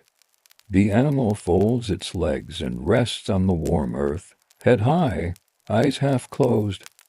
The band's tassel turns in the breeze like a small flag that belongs to no one but the day. By now the first racks are dotted with hundreds of small shapes, each one placed with a small space all around. The man and neighbor test the cords again, tightening a knot that has crept, flipping a cord so its smoother side faces up. The sound of adjustment is small and wooden, like a clean drawer closing. A mild aside, CHUGO made well will last through winters. It becomes part of a household's arithmetic, some for stews, some to grind, some to trade, some kept hidden for the year when rain underperforms its promises. The arithmetic is not written. It is counted in sacks and shells and in a keeper's sense of enough. They break for food, still facing the work as if it were a small fire they want to watch. The woman opens a cloth and reveals quinoa cooked the evening before, bright with chopped herbs, dull with a thread of oil, and studded with a few bits of cheese. She shapes it with a wooden spoon that fits her hand like a familiar bird. The spoon's ball has been worn thin by years of stirring, and its handle darkened where her thumb always rests. The neighbor adds a small dish of roasted aji, red and friendly, hot only enough to wake a mouth in the high air. They eat slowly. Chewing is part of life's metronome here, a helpful tick. The children watch a tiny beetle explore the edge of a mat. They make a fence from 3 pebbles to encourage the beetle to choose a safer direction. The beetle, indifferent, wanders away anyway. They laugh politely at their own small plan and done, then return to sorting with fresh seriousness, because play and work share edges that blur. Heat pulls sap snulls from the reed cords. The racks become warm to the wrist. The man slides his palm under the cords and measures the warmth against his own skin rather than against any thought. The measure pleases him. He sprinkles a little canal water onto the dusty path to keep down the fine grit that wants to leap up and stick to everything when feet move. The dark path briefly looks like ribbon, then returns to pale stone. A gentle side note, these tasks teach bodies to read weather in degrees too small for instruments to interest themselves in smell, sounds, the way a will behaves under light, the appetite of shadows at mid-afternoon. None of this earns a number. All of it becomes judgment, Cousins return with more reeds and with news. A shepherd saw the red-capped bird near a stand of cuir trees. The children's eyes brighten, then soften when they learn the bird flew back uphill. It is enough to know it has visited the valley. Some presences need not be seen again to be counted. The woman begins the second sword. With the pads of her fingers, she finds potatoes whose centers have turned from glass to firmness. Those may now move higher on the racks, to a place where wind writes more often. The neighbor checks for skins that have split too broadly and collects those into a shallow basket. Split is not waste, it is dinner. The basket sits in the shade like a promise. From the canal, cousins draw a longer, cleaner thread of water using a reed siphon to fill a jar at the field's edge. The jar is porous clay. Water seeps and evaporates from its skin, leaving its belly cool. They set a ladle beside it, the kind cut from a dried gourd, with a lip shaped by someone's careful knife. The ladle's edge is smooth, so it does not bruise potatoes that need one last rinse. The sun leans past the ridge's midpoint and begins to acquire a little amber at its edges. Shadows lengthen and turn blue. The man checks the notch again and notes where the line falls. He nods. One more wide pass of the hands, and then the lifting can pause. He gathers the children and shows them how to lay a thin cloth over the newest racks to soften the first bite of returning cold. The cloth is light and airy, a kind of woven cloud. It lies over the cords and lifts in small breaths when draft moves through the terrace. The girl smooths the cloth and pats it, an instinct that pleases the fabric even if it means nothing. A mild aside, covering CHUÑO lightly at night is not a blanket to keep it warm. It is a screen that keeps frost's touch even and keeps small visitors' birds greedy due from too much interest. The cloth is there to regulate, the way a hand on a jar keeps it from rattling when a cart passes. The neighbor reaches into her basket and produces a bone needle and a skein of dyed wool. A cord has frayed. She repairs it with a short, precise stitch, wrapping the weak place in color. The patch will hold until the next season, and the color, though small, will mark the rack as someone's cared for thing. The llamas stand and shake dust from their coats. Year fills for a moment with floating light. The child who loves sorting tries to catch the dust with the light of the sun and laugh when it becomes invisible against the sky. The dust returns to earth without complaint. Work drifts toward a softer tempo. The last rows move to racks. The remaining mats hold only those the woman has set aside for tomorrow's frost. She draws a line in the air with her finger, a private note to remember where today ends and the next begins. The man tips the last rinsing water into the roots of a small patch of herbs. A pleasant scent rises. Memory takes it in and stores it alongside 100 other tiny proofs of a good day. They gather the cloths, leaving one beneath knees for the last testing. The stone gives back stored heat to shins and ankles. The spoon, the gourd, the ash pouch, and the herb bunches settle into their separate places. Each tool has an address in a bag, and each bag has an address on a shelf at home. The knowledge of these addresses acts as a second spine. It holds posture when the body is tired. The light softens. A wind touches the back of the neck and then goes on. The children listen for the red-capped bird once more and accept its quiet as an answer. The woman glances at the storehouse door and sees no need to open it.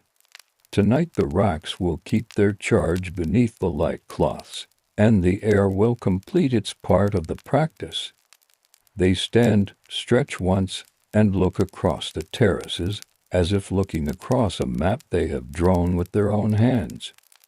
The field has become a patient gallery of small moons, each row a quiet sentence in the day's long paragraph. When they speak, it is only to say what the body already knows, enough for today. Good. They turn toward the path. The canal murmurs behind them. The llamas follow with their bell barely talking. The valley receives them as it always does, with stone air and a rhythm that belongs to both. Late afternoon leans toward evening with a pause, as if the valley takes one slow breath before changing tasks. The light turns the color of warm bread. The stone walls hold that warmth and let it slip back in thin waves that you can feel with a palm held near. The rocks, now laced with neat rows, cast small ladders of shadow on the ground. A skin of air moves through them, a quiet messenger from higher slopes. The man checks each cord with 2 fingers, and a small pull, the neighbor follows his path, tapping knots, listening for a low twang that means the cord has agreed to hold one more night. Where a cord feels tired, she wraps a quick brace with dyed wool, a helpful stripe that will remind tomorrow's eyes to replace it. The colors ochre green, a thread of bright cochineal look festive by accident. Work welcomes beauty when it happens to pass by. The woman begins the evening covers. She shakes out the airy cloth so that dust drops away and the weave opens. Together with the children, she floats the cloths over the racks. The cloth settles by its own good judgment, lifted here and there by breeze, then laying itself down with a small sigh. The children smooth corners with the backs of their hands. They tuck edges beneath the outer cords just enough to guide the night's fingers. The covered racks look like long, low beds made up for small, polite sleepers. A gentle side note, covering at dusk does not mean closing. The weave lets the cold come as it should, but without the sharp bite that can scald a surface. It is like speaking softly to frost so it remembers to touch evenly. At the edge of the terrace, the clay pot keeps a basin of clean water cool. The girl rinses the wooden paddle and lays it on a sun-warmed stone to dry. The boy turns the gourd ladle upside down and shakes it once, so morning's first scoop will not taste of the day's dust. The man wipes the spoon and holds it near the ember pot to lift any damp. He rubs a thumb along its handle until it shines just a little. The spoon remembers hundreds of such rubs. It has the look of an object that belongs more to hands than to wood. Llamas drift toward their pen with a collective sense that the day's asking is almost done. The child with the red-tasseled friend walks beside it and lifts the strap to smooth the small twist that work and wind make together. The animal bows its head for the helper like a partner who understands the shape of care. Their shared pace is slow and exact. The neighbor brings out the herbs she hung earlier. She pinches a leaf, rubs it, inhales, and smiles. The scent is simple and clean. She ties the little bunches to the storehouse lintel where they will keep their watch. The storehouse door is bolted with a carved peg that has its own story in the gray knots like to sleeping eyes. It remains closed tonight. The rocks will guard the first stage with the sky's help. The path downslope carries them home in a single file that expands and contracts where the terrace wants it. Steps understand where to put themselves, even when no one speaks. The canal follows them in parallel, murmuring. A small flat stone sits at a bend like a familiar seat. The children touch it and pass by. They know its coolness by hand without needing to prove it. At the house, the hearth gives an easy welcome. The hearth is not grand 3 stones, a soot-darkened corner, a shelf for the pot.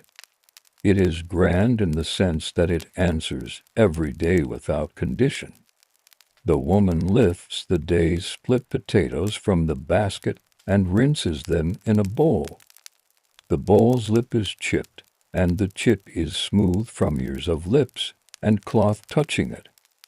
She drops the pieces into a pot with water, a handful of broad beans, and a small torn leaf from the herb bundle. The pot's lid sits slightly askew to let steam speak. The word it says is soon. A gentle side note, CHUGO eaten fresh from pressing is not yet the long-keeping food it will become. But the split ones are perfect for tonight, softening quickly and giving the broth a quiet body that holds the tongue kindly. The man builds the kindest kind of small fire, a floor of thin sticks, a roof of slightly thicker ones, a crisscross so air can walk. He coaxes it with breath, not urgency. Smoke threads the darkened thatch and finds the vent without fuss. The children feed the fire with the smallest jobs to twigs, then to more, learning the length of attention needed for flame, which is attention different from water's attention, and different again from frost's attention. The neighbor sits on a low stool near the door, where the last of the day lingers like thin honey. She takes out her bone needle and finishes the brace on a tired cord. She bites the wool to snap it and pats the knot flat. The pot begins to speak in a list of small, repeating sounds. The woman adds a pinch of salt from the trader's paper. She tastes with the flat of the wooden spoon and nods. She drops in shreds of cheese and the last of yesterday's cooked quinoa, not to flavor so much as to give the soup weight. The smell is earthy and exact, potato and bean, a little dairy, a small green whisper. They eat with wooden spoons from shallow bowls that hold warmth for the hands as much as for the mouth. Each person receives a piece of maize cake warmed at the rim of the fire. The children press the cakes against the bowl sides, letting them soak. Then lift them with care so they do not tear. They blow steam aside with small puffs. The neighbors eat with them, because evening likes company but does not insist upon it. Talking is mostly the kind that answers questions no one has asked out loud.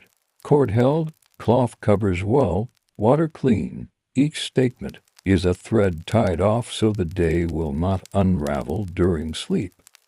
After the bowls are rinsed, the woman takes out a small basket of wool and a simple drop spindle. She twists without looking, one hand setting the spindle spinning, the other feeding it a ribbon of fiber. The spindle hums with the stove. The sound is quiet and circular. The man checks a strap on a sandal, working the leather with a dab of fat and pressing the seam with the back of a spoon so it will not rub tomorrow. The children string a few dry beans on a thread and count them twice, once in a whisper, once in their heads. A mild aside, tasks after work are not different in spirit from the work itself. They are softer, perhaps, and the room holds them as a bowl holds fruit. Hands repeat the useful. The mind settles where it learned to settle, on pattern, on small correctness, on enough. When the last color leaves the ridge, the sky becomes close and deep. Stars come patiently, one and then many, as if rolled between fingers, and set into a piece of dark cloth. The children lie on their stomachs at the doorway and look up.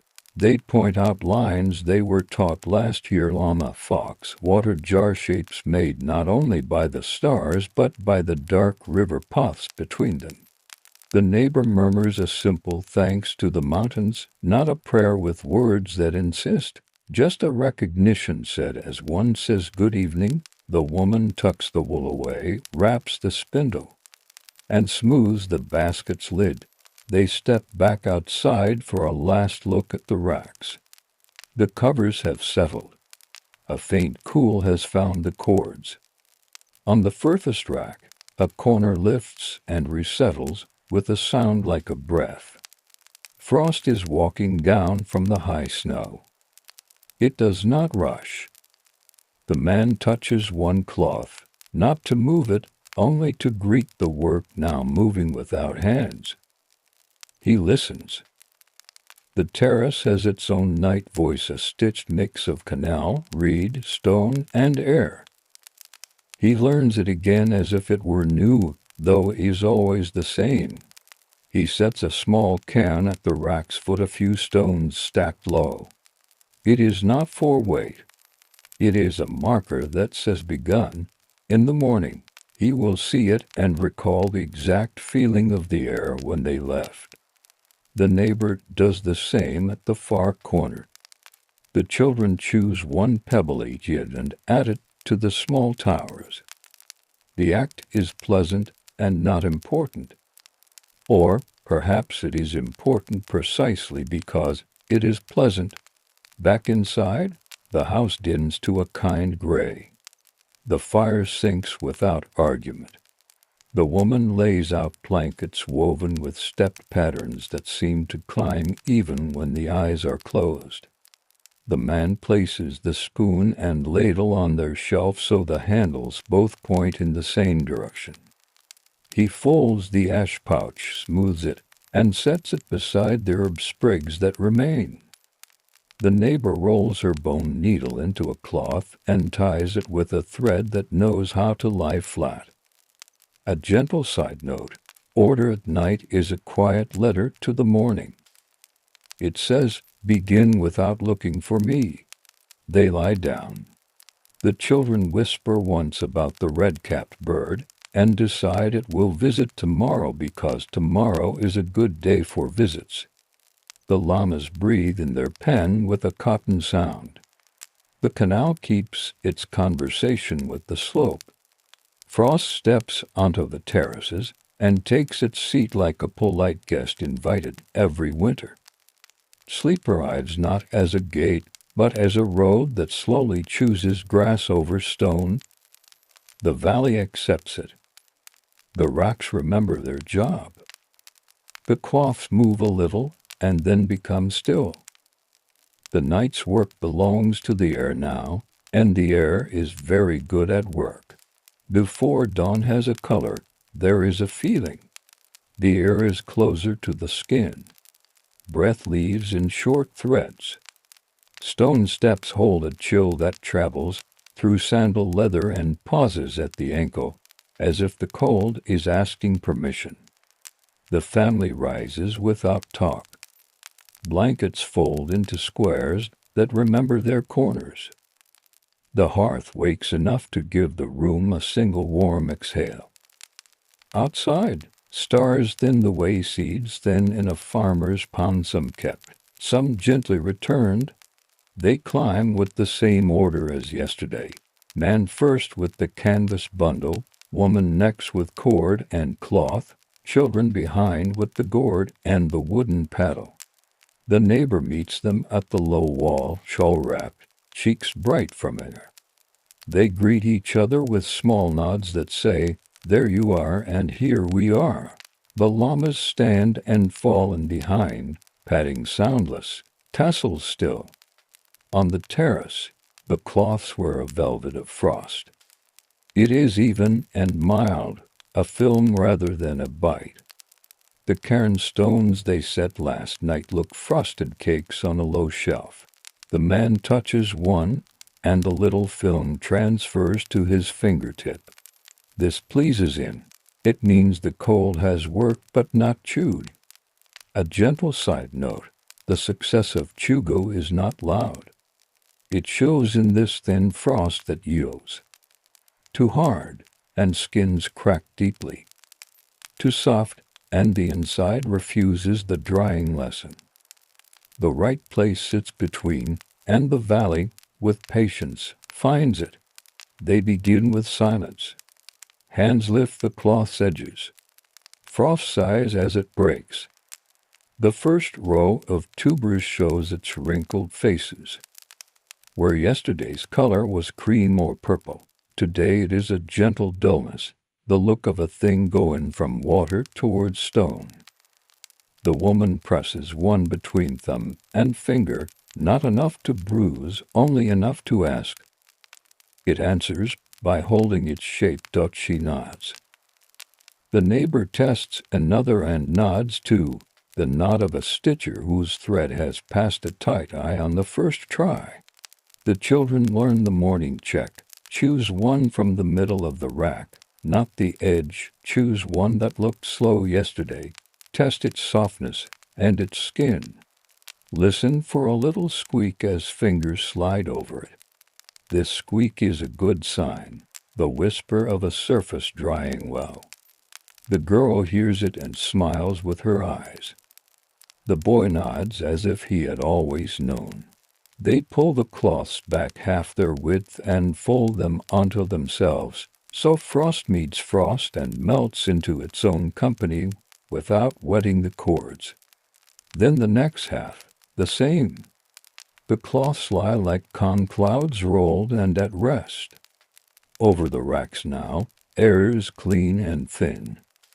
They begin the morning's small movements.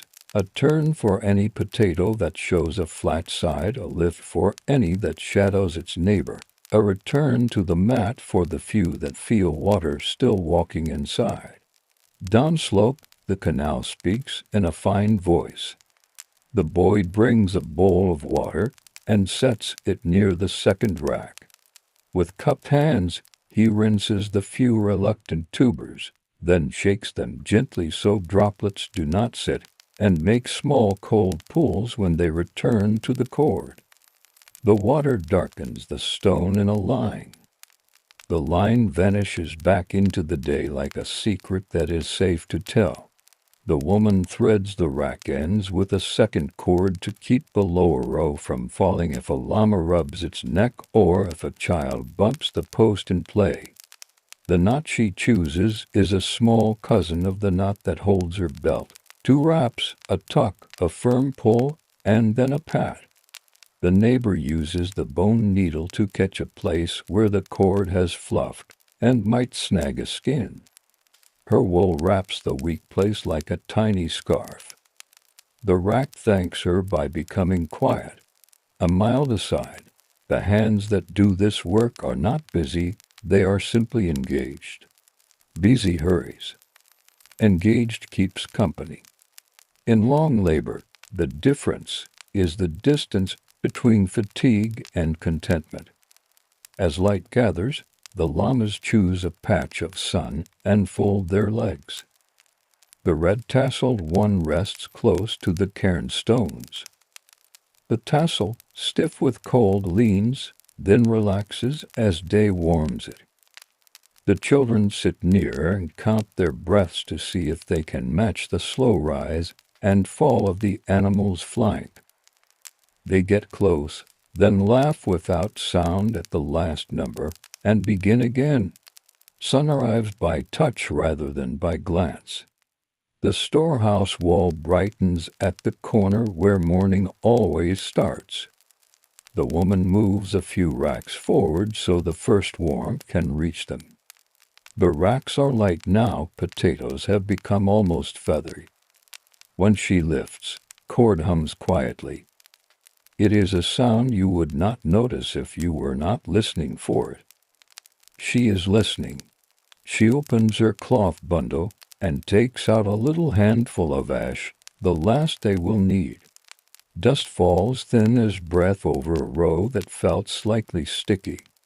The grains vanish as the sun finds them.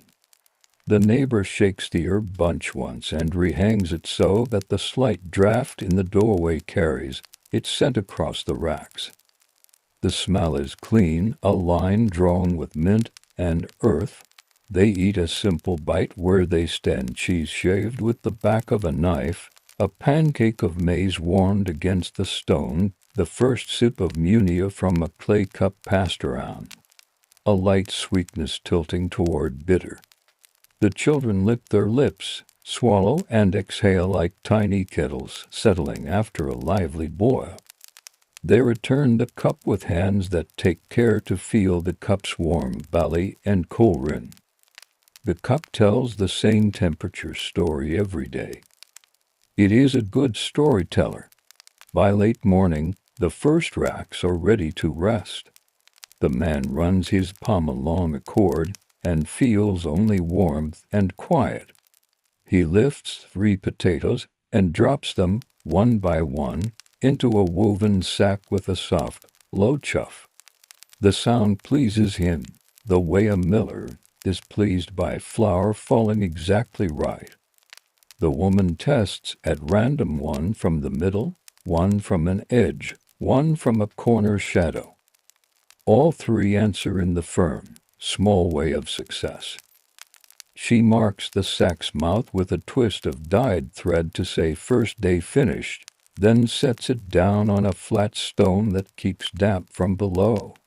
A gentle side note, finishing does not mean done. CHUGO lives in stages. These sacks will breathe in the storehouse, will come out again for more air, will return again to darkness, until the season says enough. The season is the clock that does not tick.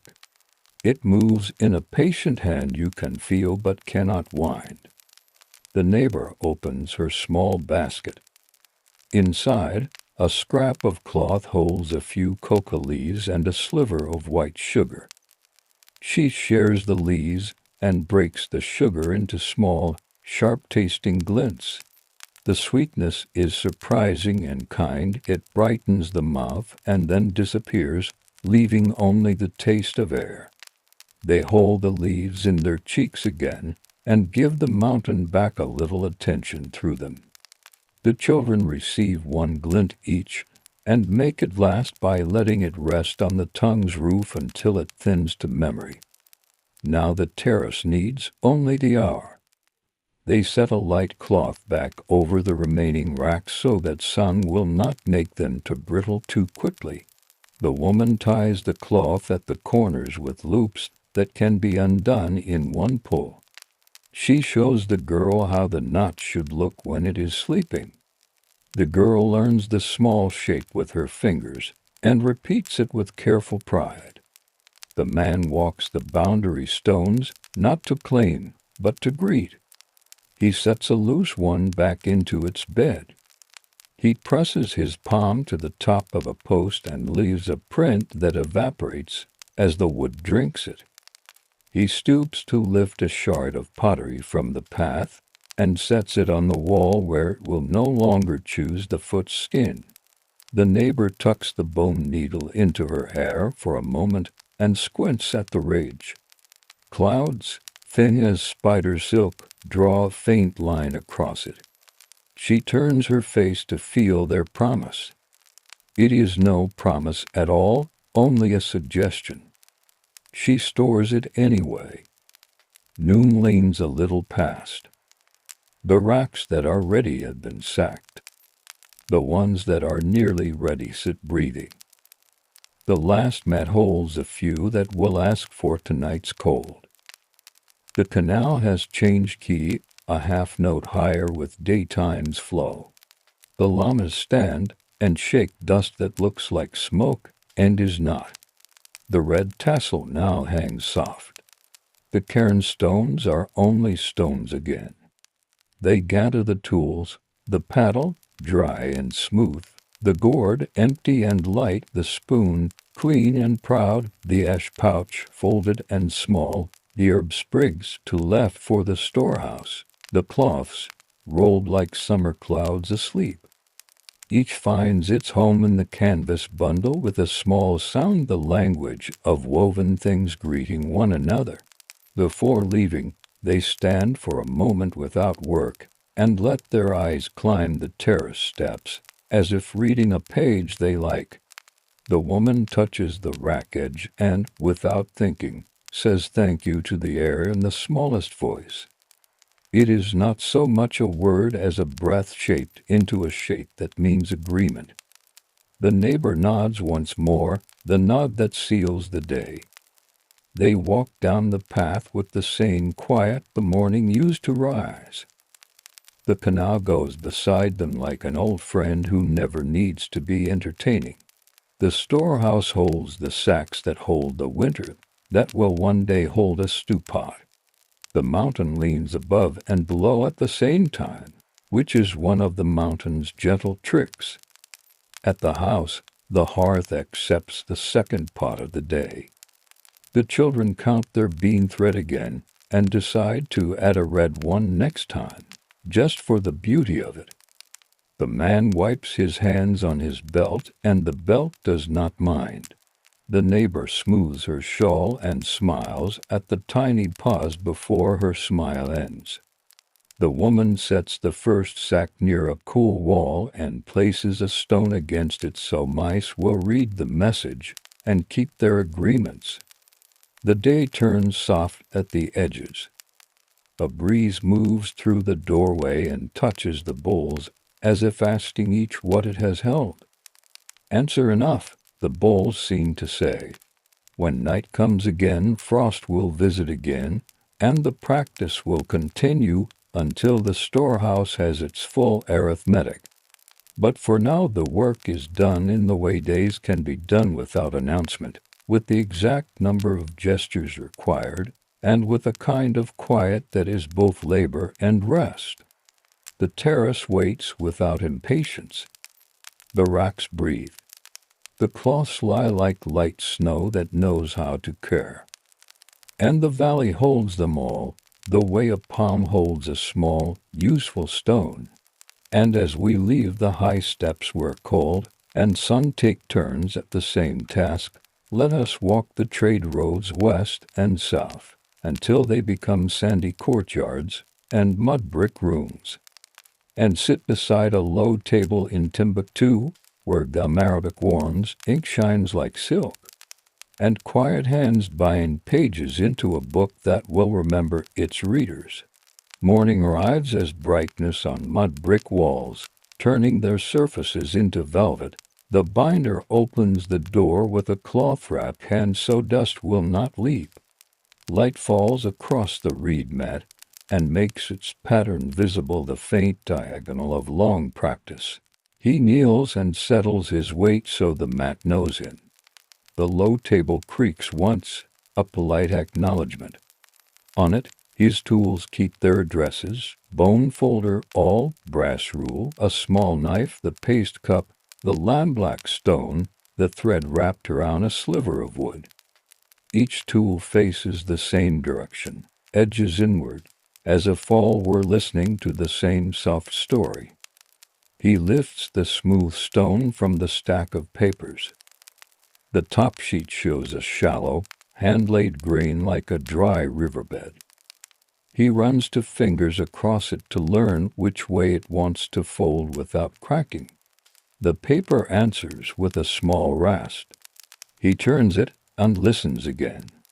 Satisfied, he returns the stone to the stack and covers it with a cloth so that sunlight will not fade the top sheet to a different tone. The brazier makes a low sound as air enters its clay mouth. A single charcoal ember holds a core the color of ripe pomegranate. On a ring of wire above it sits the small cup of gum Arabic tree resin softened yesterday, diluted with water that stood overnight so grit would fall. He moves the cup a finger's width closer to the heat. The paste loosens and shines. He tests it with the tip of a reed and draws a line no wider than a hair across his thumbnail. It dries to a clear film that does not flake. He nods once, ready. A gentle side note. Gum Arabic sap from acacia trees travels as amber pebbles and becomes, with water and patience, a glue that dries honest and almost invisible. It is not loud work to make it. It is simply attentive. From a narrow shelf, he takes a leather panel wrapped in cloth. The hide once belonged to a goat from a river bend. Its grain is small and regular. He strokes it with the back of his fingers, feeling for raised spots. None. He warms his palm and lays it flat to ask the leather to relax. Heat moves from skin to skin. The leather agrees. He cuts two long strips for turn-ins and a shorter one for a spine lining, each stroke guided by the brass rule. The knife sound is a tidy whisper, the sort that leaves peace behind. Outside the doorway a student pauses, reciting under his breath a line from a geometry treatise. The words are soft and measured, the way a foot might learn a path by counting. The binder smiles without lifting his head. Books teach voices as well as eyes. He thinks briefly of the men whose manuscripts he has handled, traders, jurists, teachers, travelers who wrote what the road offered and then releases the thought like a small bird. Today's task is not thought but order.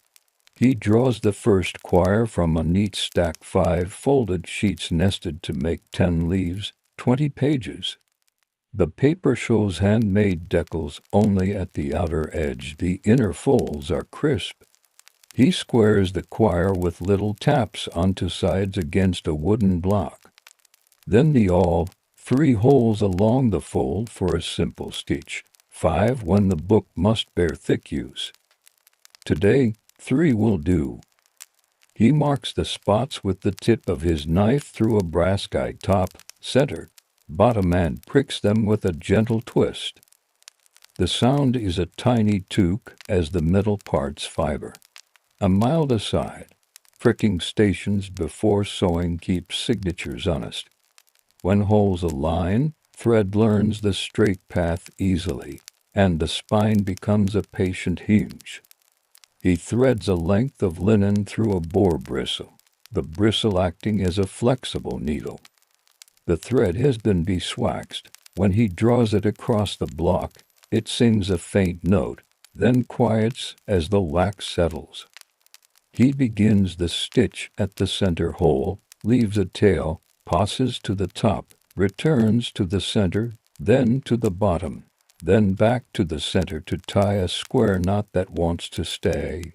His fingers make the smallest pull to snug the thread, just enough to make the fold meet itself.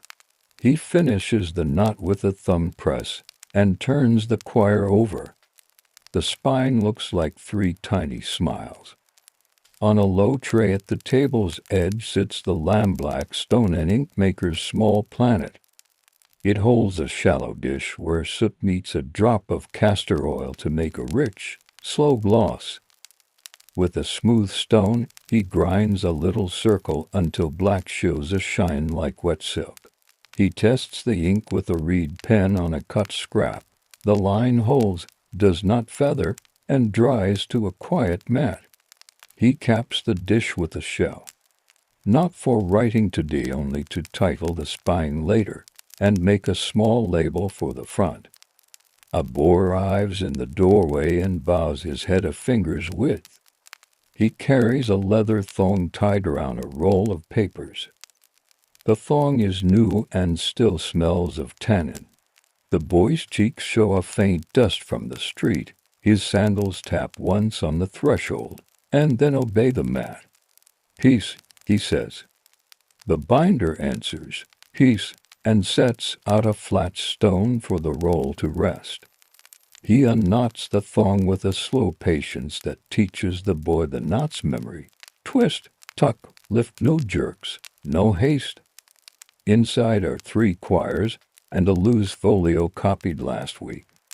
Margins are generous. The hand is upright and even. He strokes the paper with the side of his thumb to feel how dry the ink has grown. Dry enough to fold without printing on its neighbor. He smiles at the copying hand, and seen but present in every line. He folds the folio against a light, and lets the crease learn its place under the bone folder's smooth authority. Bone warms quickly in the hand and glides without burnishing too much. The folder makes a sound like a sparrow's breath when it runs along the paper's edge. He sets the folded sheet with its fellows, and aligns them against the block. Again the pricking guide, again the quiet took, took, took. He offers the boy a seat and a gourd of water. The boy drinks politely to swallows, and returns the gourd with fingers at the neck, not the rim, the way mothers teach. Outside, the city begins its day in measured notes. Donkey bells mark a caravan's slow approach to the market square. A copper worker somewhere taps the same place on the same vessel until it agrees to be round. A seller of salt laughs softly at a joke only his friend can hear. The binder's room receives these sounds and passes them through the weave of its work, turning them into background thread. He checks the gum again. Ready. He lifts a narrow brush and paints a thin path along the spine of the first sewn quire, just enough paste to greet the leather later, not enough to warp the fold. He presses a strip of linen over the paste, stroking it with the bone folder so air escapes, and the cloth lies like a well-told line. The cloth will later join quires to each other, then all to the leather. Books are communities built from small agreements. A gentle side note, many bindings here favor limp leather covers with turn-ins that cradle the text, sometimes with a four-edged flap that tucks like a tongue. Stiff boards exist, too, but softness suits a traveling book, and many of these will travel from house to study, from market to lecture circle, from uncle to nephew. The boy watches as the binder lays to more quires and stitches them in sequence, linking each to the last with a kettle stitch that keeps the gathering from wandering. The thread, guided by bristle, finds the holes by habit. He keeps his wrist quiet and lets the elbow do the small lifting. The knot sits in the fold like a seed in a furrow. When the third quire joins the second, the spine begins to look like a woven thing. He pauses to rub wax along the thread again. Wax makes memory in fiber. Without it, thread frets and forgets. He shows the boy how to pinch the thread to feel whether wax has gone all the way through, not just sat on the surface. The boy tries and nods, understanding by thumb what words would only point at. In the corner, a basket holds offcuts of leather, thread ends, paper scraps that can be rolled and used to test ink, and to small stones smooth enough for burnishing. Nothing in the basket is waste. Everything is future help for a small problem. He adds a final quire and lays the sewn text block gently aside between boards to keep it flat while the paste in the spine cloth thinks about its job. He covers it with a cloth and places the smooth stone on top the same stone that weighs paper. The stone's weight is modest. The day has no interest in hurry. He lifts the leather strip for the spine lining and warms it between his palms. A small puff of gum goes along the inside of the leather, then a press with bone so paste meets pour. He sets it aside, face to the air, to reach the tacky moment that joins best. Time here is measured not in minutes but in readiness, paste that strings and then holds, leather that relaxes and then agrees, thread that stops squeaking and starts gliding. The boy leans closer. The binder tilts the leather so the light shows its grain. See how the pores line like little ladders. he says in a voice no louder than before. If you fold with them, the fold smiles. If you fold against, it frowns. The boy smiles at the idea of a frowning fold. He will remember. The room smells of gum, clean smoke, and the faint sweetness of castor oil. The brazier whispers. Dust settles and rests. The binder turns the brass stamp in his hand and checks the letter that will title this book one word only, the word the owner asked for. Not yet. Titles happen last, when the work has learned its body. He returns the stamp to its place and smooths the mat with his palm. A soft breeze crosses the threshold and shakes the reed blind in a sound like distant pages. He lifts the cloth from the text block and considers its conspine. He reaches for the leather lining and the paste cup, and, still moving at the pace of a heartbeat slowed by usefulness, brings them together. The leather lining has reached the friendly moment between wet and dry. When he lifts it, the paste stretches into a single, delicate thread and then politely lets go. He places the lining on the text block's spine so grain meets cloth. The fit is exact not because the measure was perfect, though it was, but because the hands have been learning this measure for years. He smooths from center to ends with the bone folder coaxing air away. The spine settles, not flat, not round, but with the gentle curve of a back that knows work and rest both.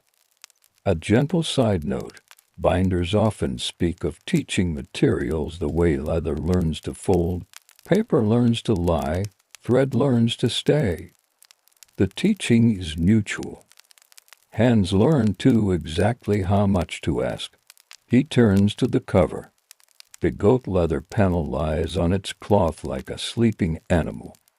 With the brass rule, he marks where the turn-ins will fold, head and tail foredge, and a narrow tongue that will become a flap. He rounds the flap's tip with 3 light knife strokes rather than 1 deep cut. 3 strokes make a cleaner curve and give the edge dignity. He rubs the edge with the smooth stone until it shines a little and feels finished to the finger. The flap will later tuck under a band, a small gesture books in this city enjoy neither lock nor ornament, simply a way of saying close well. From a jar he takes a pinch of powdered ochre and mixes it with a little gum on a shard of broken bowl. With a reed he paints the faintest line along the eventual turn and crease on the flesh side, not to color it, but to remind his eyes where softness must live. The color will vanish when folded inward.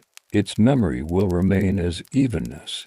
The boy watches the brush and tries the motion in the air. The binder smiles and hands him a scrap. Make a crease that listens, he says. The boy paints a wavering line and laughs at its shyness. It will be straighter next time, the binder says, which is true and kind. He warms the leather again between his palms and draws the brass rule lightly across the marked lines to begin the fold. Not a cut, just a suggestion. He pulls the turn-ins toward the center and presses with the bone folder, easing the corners so they do not bunch. At the head and tail he trims small triangles, not to make the corner sharp, but to let it round neatly without extra. He closes his eyes for a breath and feels the corners with finger pads. They answer like good stitches present, small, secure. A mild aside, corners often show a binder's temperament. Harsh corners tell one story. Patient, rounded corners tell another. In a city of travel and dust, rounded corners endure and pick up fewer scolds from the world. He sets the opened cover aside to relax and returns to the text block. End papers come next. He lifts 2 sheets from the stack with a deckled edge he has saved for beauty. He folds each with the grain and runs the bone folder along the crease in a firm, even pass that leaves the paper shiny in a narrow path. He pastes the narrow fold of each end paper and lays it against the first and last quires, making a hinge that will carry the opening years from now. The paste is thin, the paper stays lively. He lays a clean sheet of waste paper between end paper and text so no stray paste will kiss the page it should not know. Outside, the bells take on the brighter ring of late morning. The market lightly opens its woven shade awnings now, sending blocks of patterned shadow onto carpets and scales. A seller of indigo might be wetting cloth in a clay vat, stirring with a wooden pole while the dye turns from green to blue in the air. The binder has done that work, too, though not today. He bows briefly to the image and comes back to gum and thread. He reaches for two narrow slips of thin leather, the joints that will live beneath the turn-ins at the spine's edges. These ease the flexing where cover meets text. He pastes them lightly and strokes them into place, then burnishes with the bone until edges go invisible. He lifts the cover and tests the hinge with a ghost movement, half opening nothing. The sound is the sound he hopes for, almost none. The boy, at a gesture, rises and takes the brass rule. The binder shows him how to mark sewing stations on a new quire with the guide, the small triangle notches lined with the edge. Measure is a kindness to your future self, he says. The boy nods, then pricks the holes with the awl, hesitating only on the first. He learns the pressure twist, not a push. The paper parts and does not tear. When the boy's hand wants to hurry, the binder rests to fingers lightly on the quire and slows the air around them. The room returns to its pace. A gentle side note: speed is not the enemy of craft, noise is. In quiet, hands find their own velocity. It rarely aligns with a clock. He waxes a length of linen and begins to sew a fourth quire for a second book that will join this binding later. The rhythm of the kettle stitch, the linking knot at the end of each gathering, tucks itself into the day.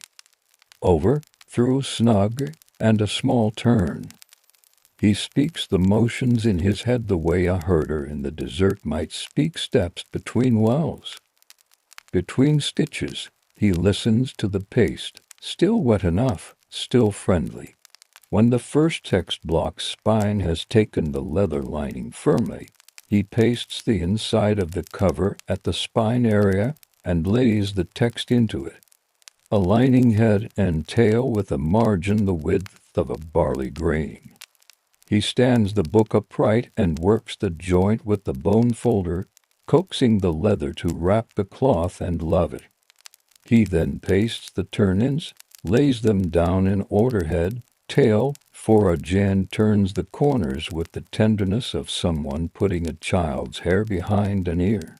He fans through the pages with the gentlest flick, encouraging a little air between leaves so paste does not make mischief where it's unwelcome.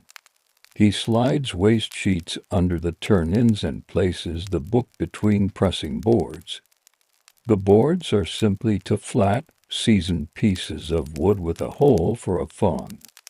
He ties them with a soft pull, just enough to ask the leather to remember its new shape without flattening the book's breadth.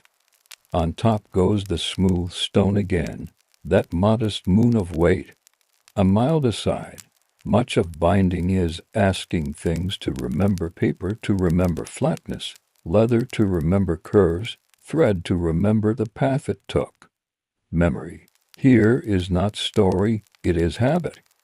The boy clears the small scraps into the basket, sorting without being told, paper with paper, leather with leather. He returns the awl to its address with the handle pointing right, as he has seen. The binder nods at the good order, then takes up the lampblack and uncaps the dish. With a reed cut to a fine point, he tests one letter on waste paper. The reed writes with a silk hush. He breathes once, steadying the hand not to perfectness, but to calm. He draws the title on a tiny scrap to words, no more, the owner's choice. The letters are upright and spare. He lifts the brass stamp and warms it one blink over the brazier, not hot, just not cold. He breathes on the leather at the spine, the way one breathes on glass to see a flaw, and presses the stamp with a firm, even woe. He counts softly to 3 and lifts. The letters lie there, clean and low, a whisper more than a shout. He traces them with the tip of the bone, not to deepen, but to make sure they are settled. Outside, a small wind carries a suggestion of distant rain, perhaps on the river, perhaps nowhere near. Inside, paste continues its quiet conversation with fiber. The binder sets the stamp book aside to rest and begins to fold a garden narrow strip that will hide the thread inside the cover and give a finished line. The guard is cut from rag paper with a tiny decal he leaves visible because small honesty pleases him. He looks to the boy. "Do you hear the book?" he asks.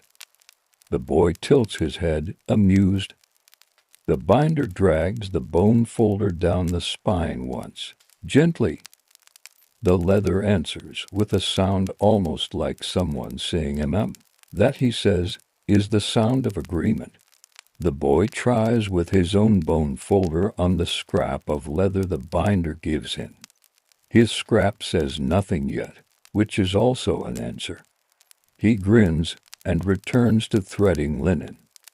The sun has tilted enough to send a soft triangle of light across the mat. The room shifts its weight. He draws the cover flap across the foredge and measures for the band that will hold it. Not tight. A book breathes. He cuts a narrow thong from a leftover strip and rounds its ends on the stone until they feel like pebbles from a river. He places 2 small slits with the awl, feeds the band through, and pastes a thin paper washer inside to keep the slit from tearing under years of use. The band closes with a patient SHF that the ear almost misses. A gentle side note: closures here are never locks. A book that locks cannot be read quickly when a teacher remembers a line. Bands, wraps, flaps, these are invitations. He wipes the bone folder on a cloth and lays it back in its place. The gun cup receives a sip of fresh water to keep its surface from skinning while he rests. He sets the smooth stone in the center of the boards again and, with a palm, feels the honest weight of enough. They pause for a bite. Flatbread made yesterday, all is traded for 2 quires of copying, and dates that taste of sun's shadow. The boy eats like someone who is learning to elongate a day with small foods. The binder drinks water and lets the clay cup cool his hand. The cup leaves a dark ring on the mat that vanishes as the air takes it.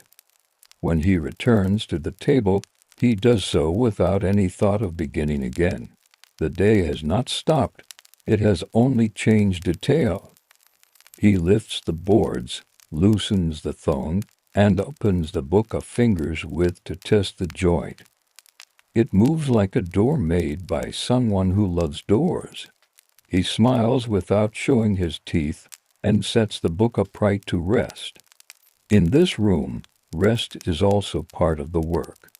Afternoon stretches thin and kind across the courtyard. The reed blind shivers once and becomes still. The binder turns the book a little so light falls along the spine, not into it. He touches the leather with the back of his fingers to read temperature. Warm, not hot. Awake, not anxious. Good. He begins the headband, a small comfort at the top and bottom of the spine. Some bindings leave it bare. He prefers the quiet brace, a thread wrapped around a narrow core, stitched through the first quire so opening and closing sit straighter. He cuts a thin strip from linen waste and rolls it with his palm into a cord. He waxes a length of silk thread dyed a brown that hides dust. With a boar bristle needle, he passes in and out at the spine's crown, wrapping the silk over the cord and catching a stitch in the fold of the end paper each turn. The rhythm is small as breathing, over, bite, through, snug. The headband grows like a little woven road. It will not ask to be noticed, but fingers will feel it when they shelve the book, and the book will keep its head. A gentle side note, headbands in different places take different manners: embroidered, stuck on later, or knitted. Here, the stitched kind suits travel and heat. It forgives and holds. The boy, curious, tries a headband on a practice spine, his wraps clumsy but already learning the angle of snugness that never bites the paper. He laughs once at a loop that escapes his plan, then tames it without shame. The binder says good, the word meaning not perfection, but that the hand is speaking with the material in the right voice. He turns the finished book and tests the tailband as well. The silk, worn by fingers, lies down willingly. He breathes across the spine, the fine hairs along the thread settle. He nods and sets the volume aside, upright between boards so the bands learn their place by standing. From a corner shelf, he brings down a stack of single leaves letters to be guard-bound into a thin wrapper. The edges are uneven where different scribes trimmed paper by. He rubs the top sheet to feel for sand grains or stray grit that would score the next leaf. Finding none, he arranges the pages by height so the wrapper will cover them politely. He cuts narrow paper guards, pastes one edge and attaches each to a leaf's inner margin so later a simple stitch can bind guard to guard without stealing text. This is work of quiet arithmetic, adding almost nothing to each leaf so together they become a book. A mild aside, guard bindings stand between a loose packet and a formal codex. They respect letters that may grow: a scholar's notes, a merchant's contracts, a jurist's opinions added year by year. The binding says, "I will hold what you become." The brazier's ember has slouched. He feeds it 3 splinters of tamarind wood. The ember inhales, reddens, remembers. The gum cup answers by growing shiny again. He slides it a finger's width away so it will not overthink its task. Paste that's too eager turns paper sullen. At the lamb-black stone, he grinds a little more ink, circling the smooth puzzle in slow figure eights until black shows a quiet gloss. He tests with a reed on scrap, no feathering, a line that narrows and fattens with wrist bend. Satisfied, he caps it lightly. He will use it for a colophon later, just a line noting whose hands moved, whose eyes read, and what day opened and closed around the work. Outside, the street narrows into afternoon shade. A man passes selling gates, the word sweet softened by dust and distance. The donkey bells now sound like memory rather than promise. The heat withdraws from the inner wall and rests on the outer. The binder's room keeps its measured climate by habit, door ajar to let air trade, reed blind half lowered to invite light without letting it rage. He takes up a small brush and paints paste along the inside of the cover flap, then lays down a strip of thin leather as a band seat. stroking it flat with bone so it becomes a thought rather than an object. Two tiny slits near the band's path receive a second phone to catch the first, a quiet clasp that knows when to yield. He tests the closure open, rest, close, finding the posture where tension becomes ease. The boy asks, "Why not a buckle?" The binder smiles. "A buckle has a voice. This one has a nod." The boy nods, and the lesson becomes complete. He opens the newly covered book 3 fingers wide, working the joints with the bone, guiding the leather to crease where it wants to crease. He listens for the sound he likes, a hush that is neither crack nor sigh, simply the small report of folds greeting structure. He slides out the waste sheets beneath the turn-ins and lays clean slips to protect the end papers under light pressure. Books often enjoy this part, the first stretch after binding, the first yawn. A gentle side note, first openings, if rushed, can write bad manners into a spine. Done slowly, they teach a book to move like a hinge oiled with patience. He turns to the title label, a small rectangle of rag paper cut to harmonize with the spine. With the reed pen, he writes in upright, calm letters the author's name, then a short title, then a numeral to please the owner's shelf. The ink sits black, then softens to a charcoal that suits the leather's brown. He pastes the back, breathes on the spine to wake the leather, and lays the label in the place where thumbs will not rub it bare. He smooths it with bone and presses the edges with a tiny, rolling motion until they sink into the leather surface. The boy, sent to fetch water, returns and sets the cup by the stone, careful not to jostle the resting books. He glances toward the door, where the light has become apricot. "Passengers?" he asks, meaning the caravan often seen at this hour. The binder shakes his head. "Tomorrow." There is no disappointment in either voice. Time here is not a string pulled tight, but a series of bowls filled in order. He begins the colophon. On the last page's lower corner, he writes a line no longer than a hand, bound in the month when the wind carries date sent.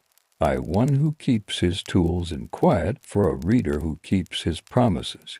He adds the day's count in a simple numeral, and a small mark to show the hours on a third down. He does not sign his name, the hand is signature enough to those who need to know. A thin line of gum seals the tiny note so fingers will not smudge it when they turn the last page. A mild aside, colophons here are not contracts, they are lanterns. Small lights that tell a future finder how this object came to stand in the stream of hands. He lifts the pressing boards from the first book and lets it stand by itself for a trial. It does, a modest monument. He strokes the foredge with the side of his thumb to feel evenness. He opens it in 3 places, front, middle, back, encouraging symmetry. He places a slip of pale cloth under the flap so it will learn to lie without sticking until all is fully dry. The boy practices kettle stitches on a strip of folded offcuts, his tongue peeking slightly as if to steady the stitch through the air. His thread catches once, he breathes, loosens, tries again, and the knot sits properly. The binder watches without speaking, letting the boy's own sense of rightness carry the lesson to shore. The afternoon tilts further. The reed blind casts a letter on the mat. The binder sweeps the mat gently with his palm, not to clean so much as to make the fibers lie one way again. He gathers the waste sheets, those with gum kisses and those with ink proofs, and arranges them by size in the scrap basket. Tomorrow, someone may need a slip no larger than a fingernail to hide a stitch or protect a label.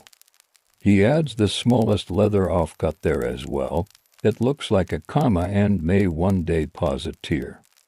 He returns to the guard-bound packet, now dry, and stitches the guards together with 3 stations and a loose spine so the packet may grow. A simple wrap of limp leather becomes its cover, with a tie that circles twice and tucks.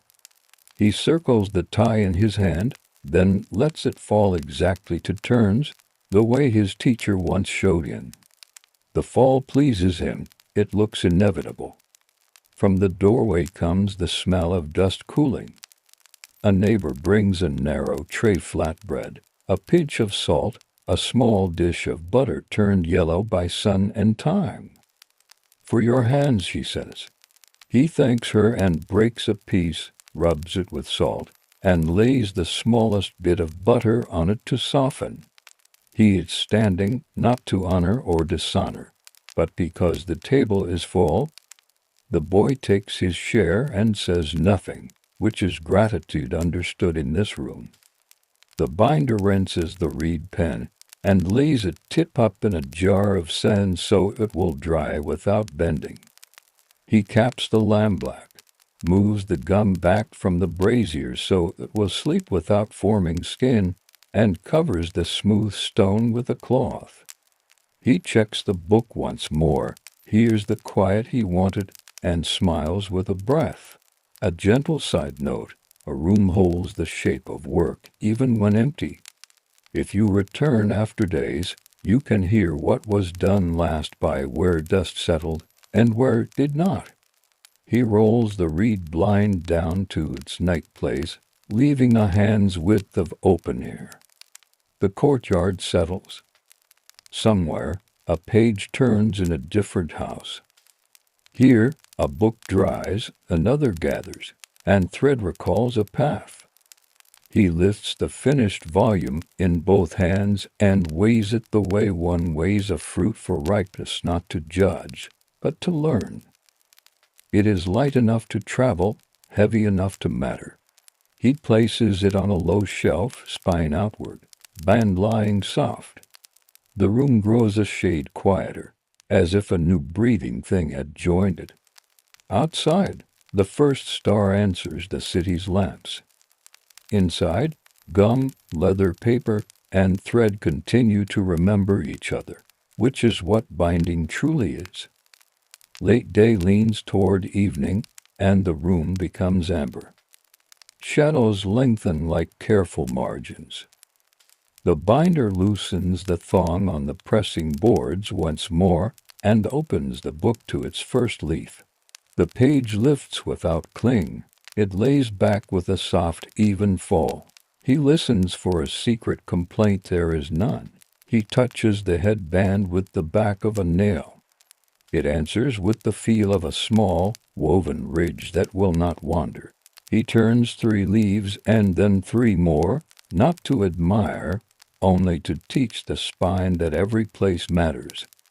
At the center, he rests the book open upon to folded cloth so it learns to breathe without strain.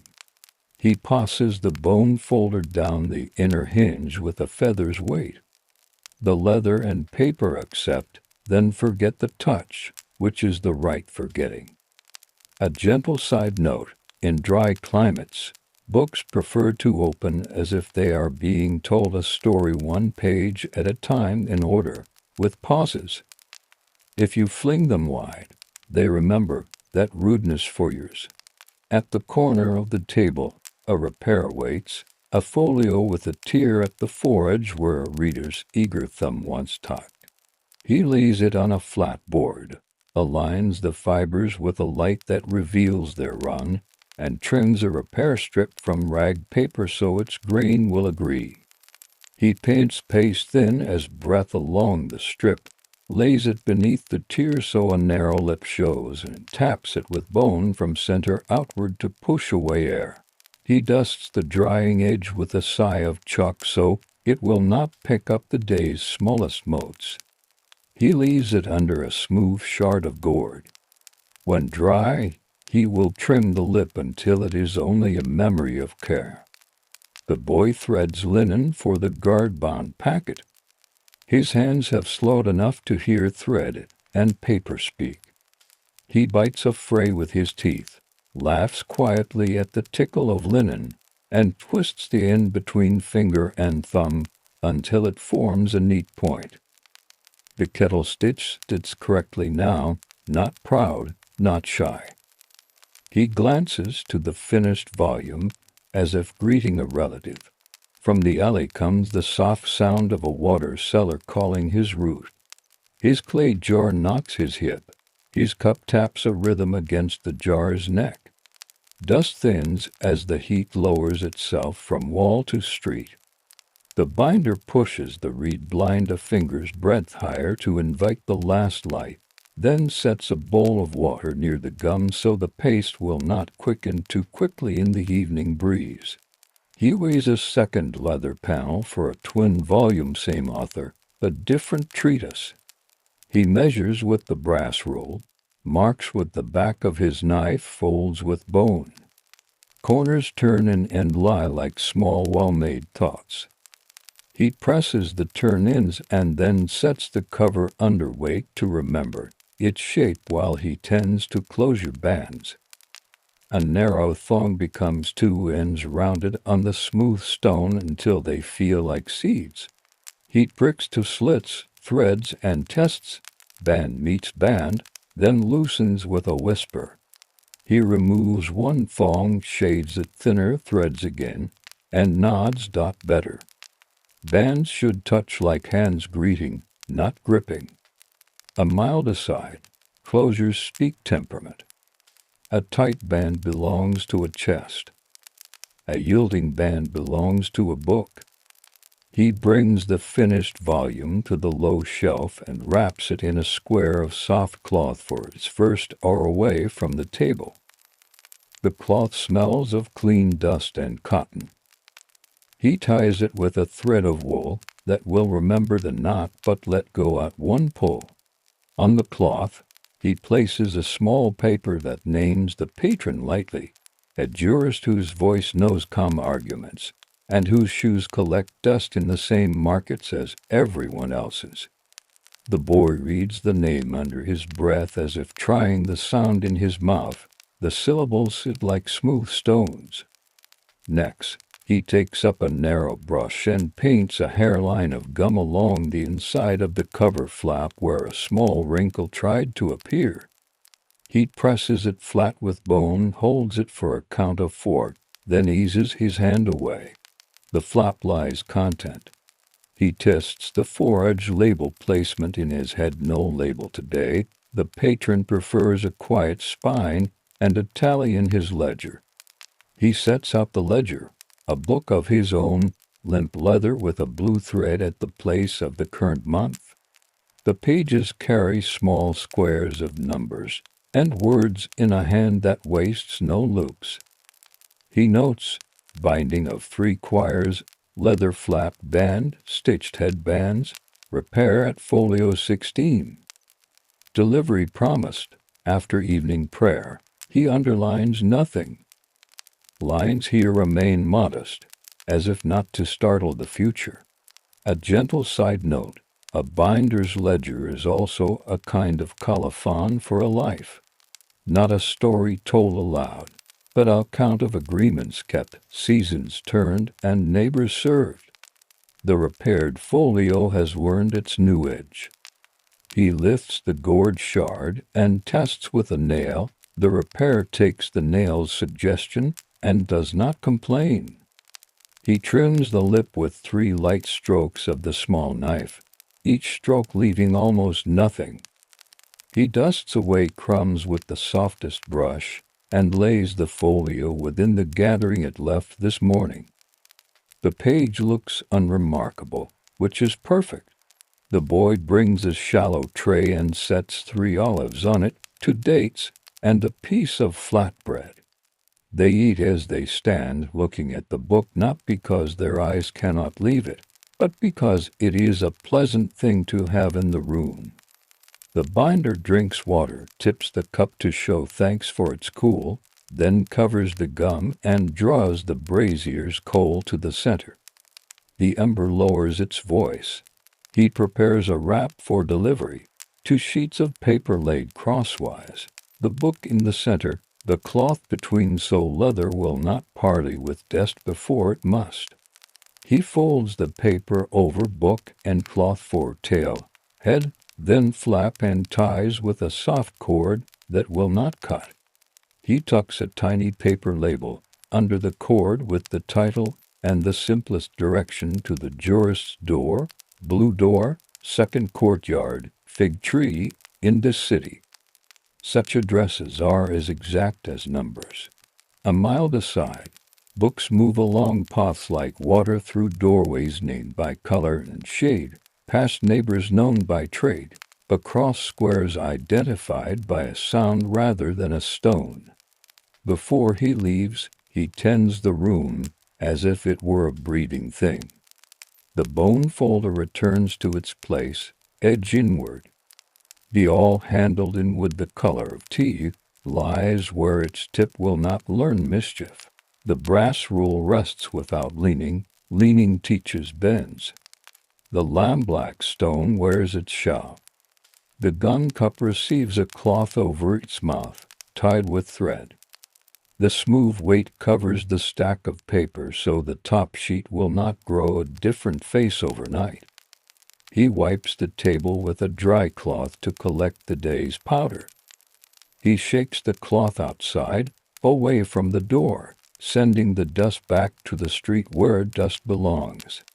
He rolls the reed blind to the mark he favors for leaving low enough to keep out the first brave moths, high enough to let the room breathe.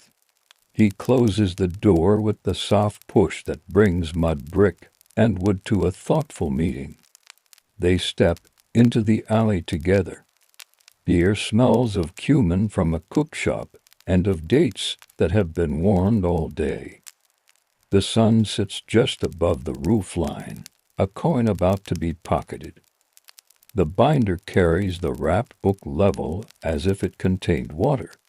The boy lopes ahead and then slows himself to the room's pace that still rides in his legs. Neighbors greet with eyes and small tilts of the head. Nobody asks what is in the bundle. In a place like this, a wrapped rectangle is its own answer. They pass a doorway where a student chants.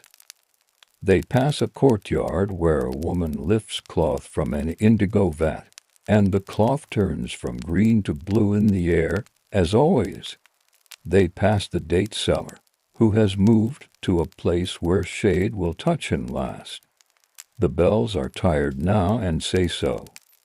The sky grows grapefruit pale, and then quickly darker, because night here likes to be decisive. At the blue door, they pause. The boy knocks with 2 knuckles soft once, and then again. A servant opens, smiles at the sight of the bundle, and steps aside. In the cool of the second courtyard, a fig tree holds a small piece of dusk in its leaves. The jurist appears, sandals soft, ink on the side of his index finger where thinking often rests. He greets them with a word that fits the hour. He receives the book with 2 hands and weighs it, not to measure cost, but to feel the rightness of heft. He empties without haste, folds the cord, turns back the paper, lifts the cloth. The leather shows a quiet shine, the band lies polite. He opens at the front, then at the middle, then at the back, as binders do. He nods at the headband by touch, not by look. He tries the flap and band once. They agree and say nothing. He reads the colophon without moving his lips. He smiles in the eyes up the line about promises and closes the book with a touch that could be prayer or simply thanks. The coin he offers is just what the ledger expected. The binder refuses the extra fig that the jurist presses on him, then accepts it because refusal of kindness also teaches a bad habit. The boy receives the fig with a gravity that fits the fruit's simplicity. Goodbyes are short because short keeps respect light and portable. They step back into the alley. Night has entered while they visited, as if a curtain has completed its slide. They walk home with empty hands that feel full. The wrapped paper, folded to use again, rests in the boy's croup like a pale stick. He will smooth it tomorrow and cut labels from one corner. A gentle side note, books leave rooms and rooms remain. Each keeps a form of quiet. Together, they make a city's memory. Back at the shop, he relights the brazier only long enough to make the coal an even, soft red for the morning. He sets the guard-bound packet under boards. He lays the second cover with its ready turn-ins beside the sleeping text block. He unwinds the wool from the bone needle and pushes the needle's tip into the edge of the wooden shelf where it will wait, safe and visible. The room lowers into itself the way a pond goes still after a fish has drawn a circle and gone. He closes the ledger and lays the reed pen beside it, point away from the page to please the paper. He speaks a small word to the tools not naming, just agreement. He slides the bolt with a careful hand so wood will learn to keep its line, and he steps into night that smells like loaves cooling and lamps waking. Inside, leather, paper, thread, and gum settle into their joined shapes, and a book rests upright on a shelf a few streets away, learning the rhythm of being opened and closed by a thoughtful reader. In the dark, that is enough to say the day was right. Night arrives as a soft agreement, not a command. The alley grows quieter in steps, as if someone is lowering the city on a careful rope. In the bindery, the air cools and evens.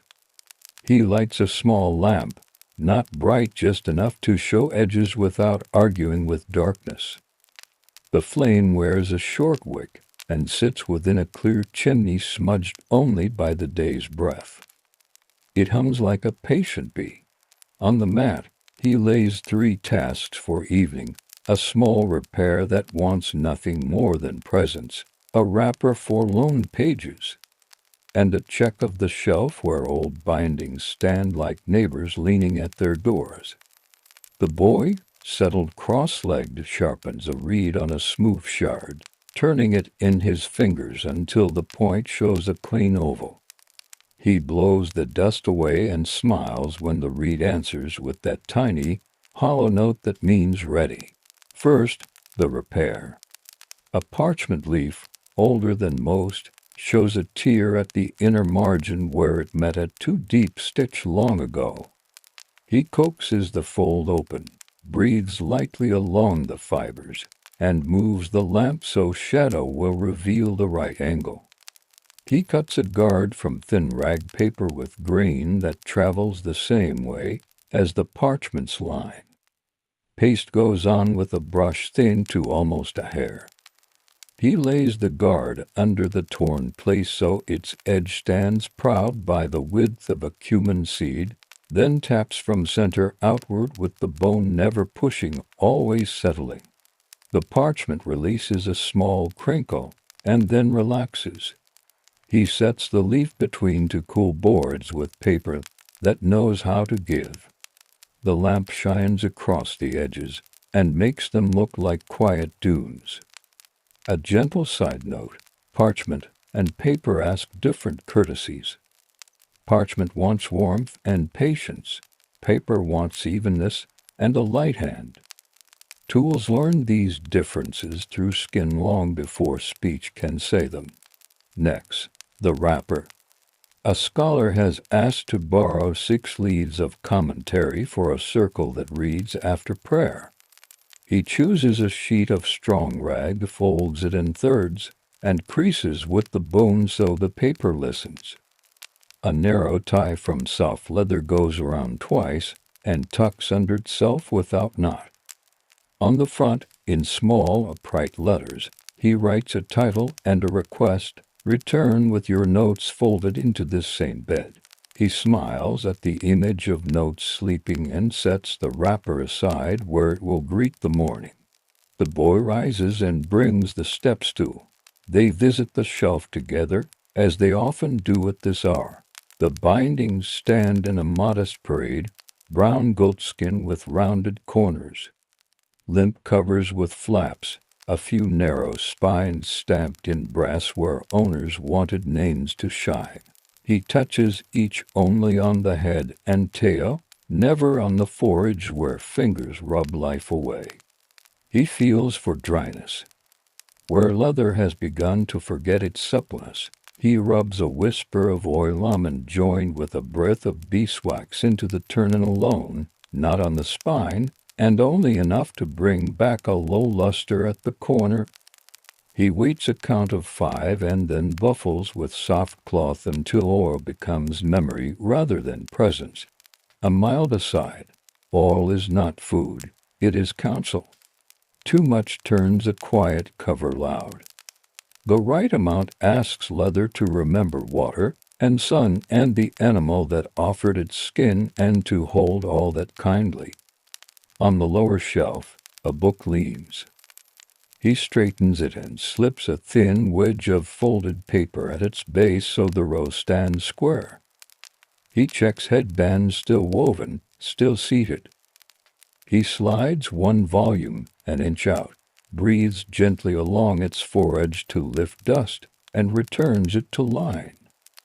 He listens, and in listening, he hears nothing unusual, which is the sound of care doing its job. Outside, the last call of the date seller fades.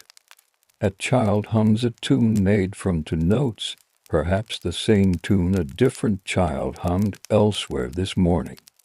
Donkey bills no longer speak, rope sighs instead. Far off, a drum tests its skin once, twice, then grows shy. Back at the table, he adds one more small thing to the day, a slip pocket for a reader's bookmark. He cuts a triangle from scrap and pastes it into the inside of a flap where a thumb would find it without seeking. He presses the edges so they lie down as if born there. He trims one thread end that has raised itself to remark on its existence. It returns to quiet. The pocket is not needed. It is simply kind. The boy brings the ledger so the evening can be written down. The binder notes the repair, the wrapper to drops of oil and a small pocket, then draws a narrow line across the page to mark the day's lower edge. He squeezes a bead of wax from a stub of candle and presses it thin with the back of the bone. No seal, just a gloss where the line ends. The boy watches and repeats the gesture on a scrap, learning the pressure that flattens without scorching. They speak briefly of tomorrow. A traveler may arrive with a packet from the south, rag papers of a different shade, perhaps a watermark in the shape of a wheel.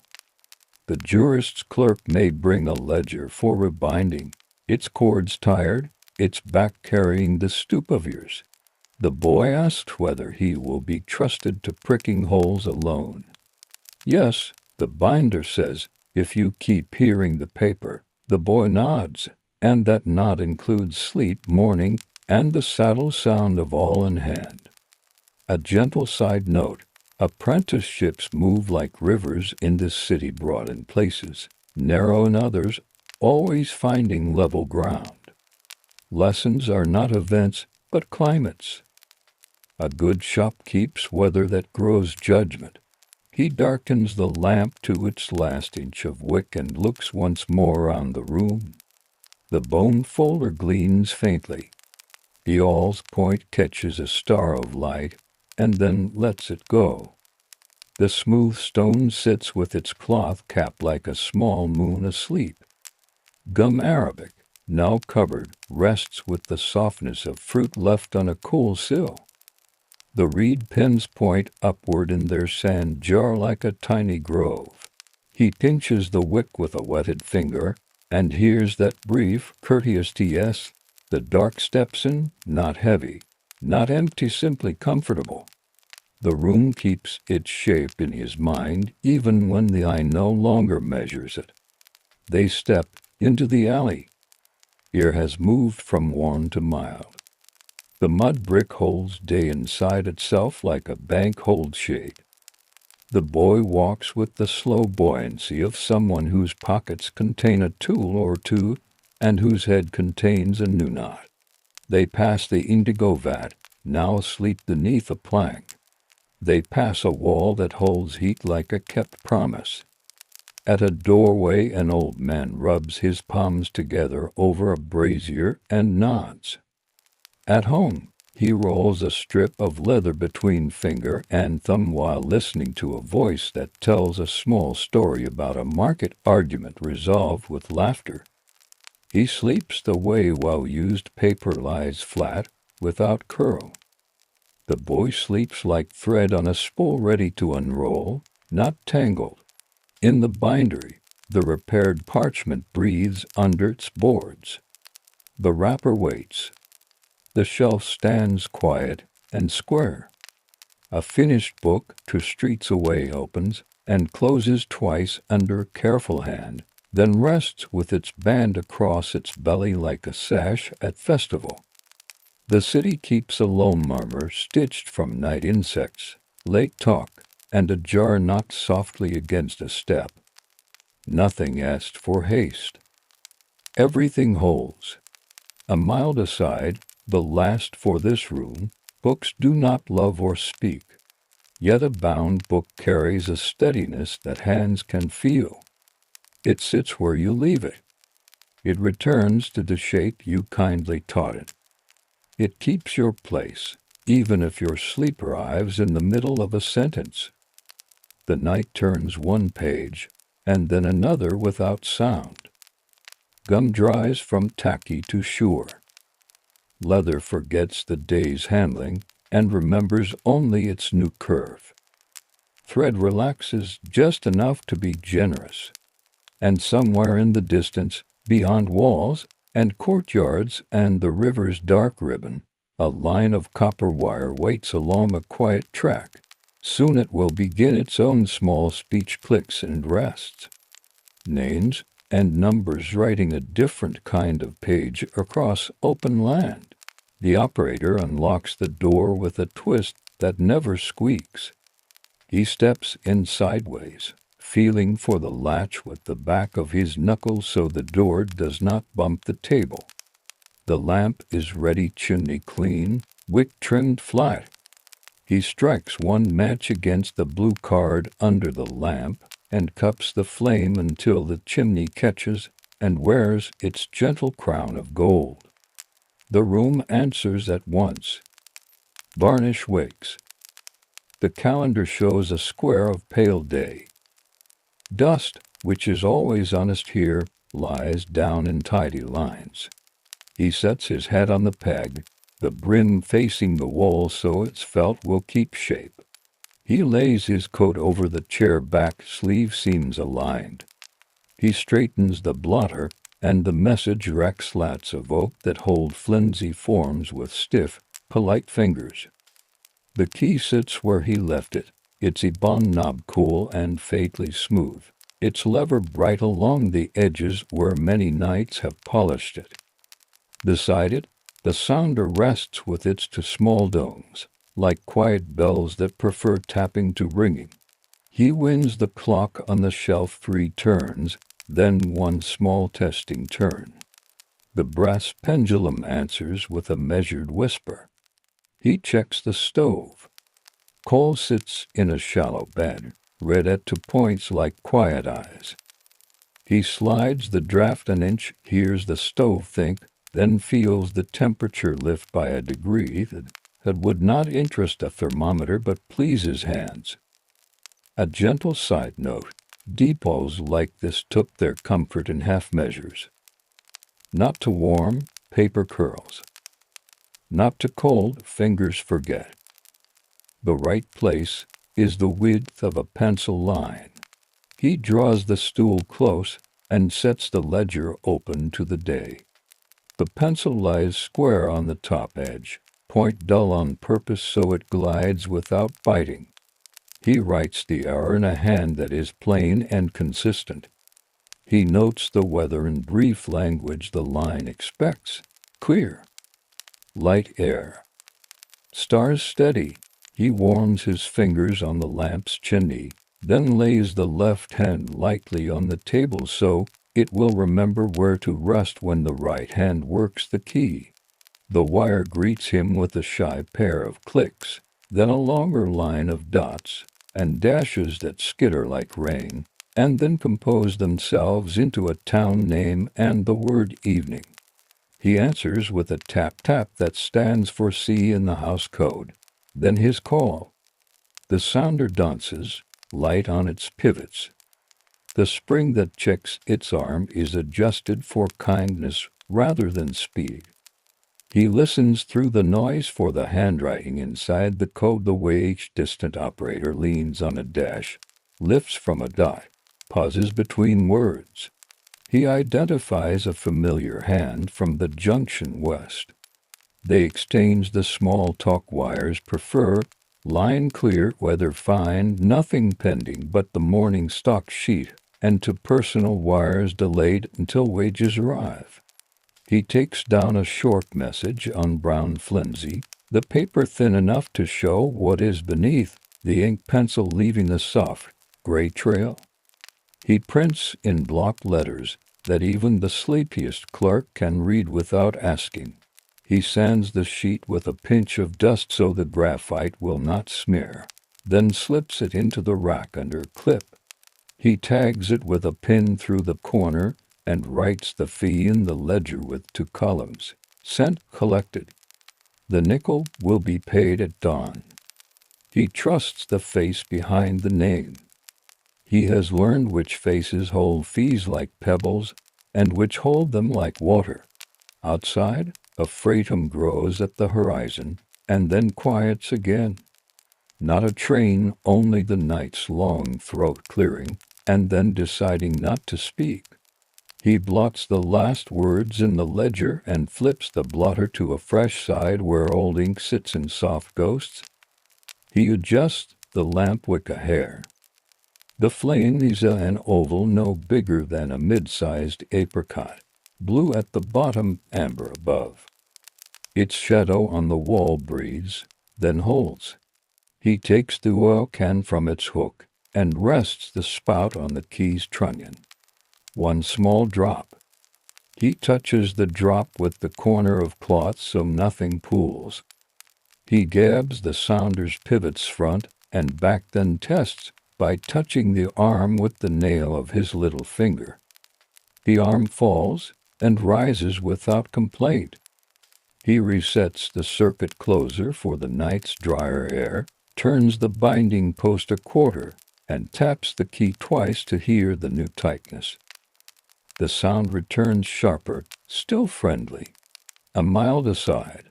The wire is a simple thing, a long metal thought strung on poles with glass cups keeping rain from teaching it bad habits. But inside that simple line lived many hand-section men who kept the poles upright, linemen who walked with climbing irons and leather belt, dispatchers who used the same dots, and dashes to move trains instead of sentences. The room here belongs to the humble end of the line, the part that translates signals back into voices and coins back into ink. He reaches for the tariff sheet, folds it once to the column he needs, and checks the night rate for 10 words to the next state over. He sets the scale on the counter and places a penny weight on the tray so it will be ready for a parcel if someone knocks. The scale's beam floats level, then dips and steadies with a contented posture. The wire stirs again. This time the hand is farther east. The cadence is neat and quick, with pauses like polite nods. A cattle buyer asks for a count from a ranch north of here. The operator taps back standby, reaches for the ledger that sits under the tarpaulin map, and thumbs to the week's page. He finds the rancher's last tally, writes no change, and sends it in clean code that even the fussiest inspector would call good manners. He hears, in return, a spark of relief and a final TNX, not in the book, but understood. He flips the metal shade over the lamp a finger's width so the light will leave the window alone. Night creatures will fling themselves at glass if given a clear invitation. He learned this last summer when the swallows taught him patience by entering, circling, and leaving on their own schedule. He sets a shallow dish of water near the window anyway, a habit that began when a moth settled there and seemed to drink. Perhaps it was only resting. The dish remains part of the room now, the way a forgotten phrase can become a family saying. He takes a biscuit from the tin and a slice of cheese from the small plate that fits under the tin's lid. He eats with slow, deliberate bites that keep the jaw from waking the ear with its own noise. He drinks from the enamel mug and sets it on the same ring in the same corner of the blotter where cups always land. The ring is a permanent moon. The blotter knows it. A gentle side note, many operators learn to measure hunger by the key. If the hand grows heavy, the dash grows lazy. If the stomach asks too loudly, the dots become hurried stones. The right snack keeps time. A faint knock. Not on the door, but on the window frame one, then two. He stands and lifts the shade a finger.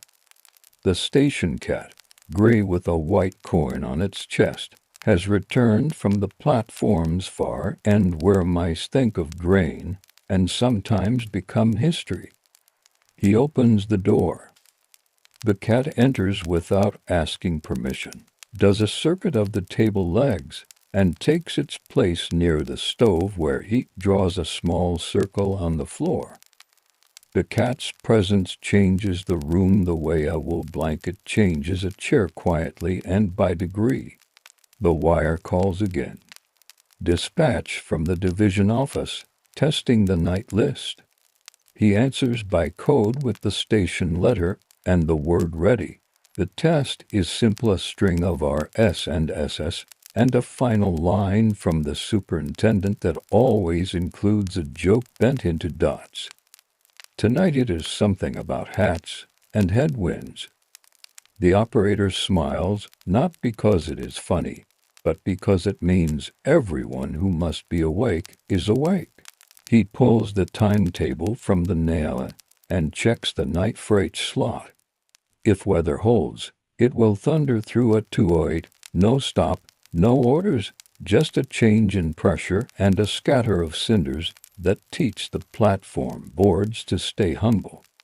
He pencils 2:08 no flag on a small card and slides it into the window frame facing the track, where any passing crew who look will see an agreement in wood and graphite. He tears a strip from the flimsy pad and writes his own small notes, not for the ledger, but for memory. Mrs. O. Wire to sister.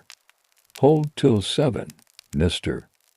Car asks about seed oil key tomorrow before noon wind. He tucks the strip under the base of the sounder, where other little notes have been tucked and later folded into the proper book or the wastebasket. Depending on what the day chooses to remember, the sounder begins a different hand. Sharp dots, quick dashes, then the swing that means the junction west again. A personal wire for a soldier on furlough, care of the boarding house across from the feed mill. He copies, counts, copies again, and repeats the last words back for clarity. The hand answers with a crisp OK. He pins the form under a brass clip with urgent morning penciled in the margin. He will take it himself at first light. He knows the house. He knows the woman who runs it and the way she keeps the hallway floor rubbed with oil until it smells like hope and soaked together. Outside, the prairie says one long word the wind teaches it every night. Grass answers by leaning, then returning. The platform boards click once, as they give a small thought to settling. The lamp's mantle hums in a way only quiet makes audible. The clock ticks like someone knitting. He pulls a drawer and checks supplies, white flimsies, brown delivery blanks, rubber date stamp, a tin of ink that prefers to open with a coin, to spare nibs, an eraser that sheds like a tame winter. Beneath, a cigar box of odd parts binding posts, an extra spring, a screw with no known mate. He slides the drawer closed with the flat of his hand. He likes the sound of wood that knows its rails. A mile aside, in small depots, repair parts and food often share the same shelf for a season. The bowl next to the coil of spare line might hold apples this week, nails next. The mind learns to keep names straight even when proximity tries to mix them. He checks the key's spring again and moves the shorting lever to open just long enough to test the wires quiet. Silence plays true. He returns the lever and rests his first two fingers on the knob, not pressing, just acquainting them with their work.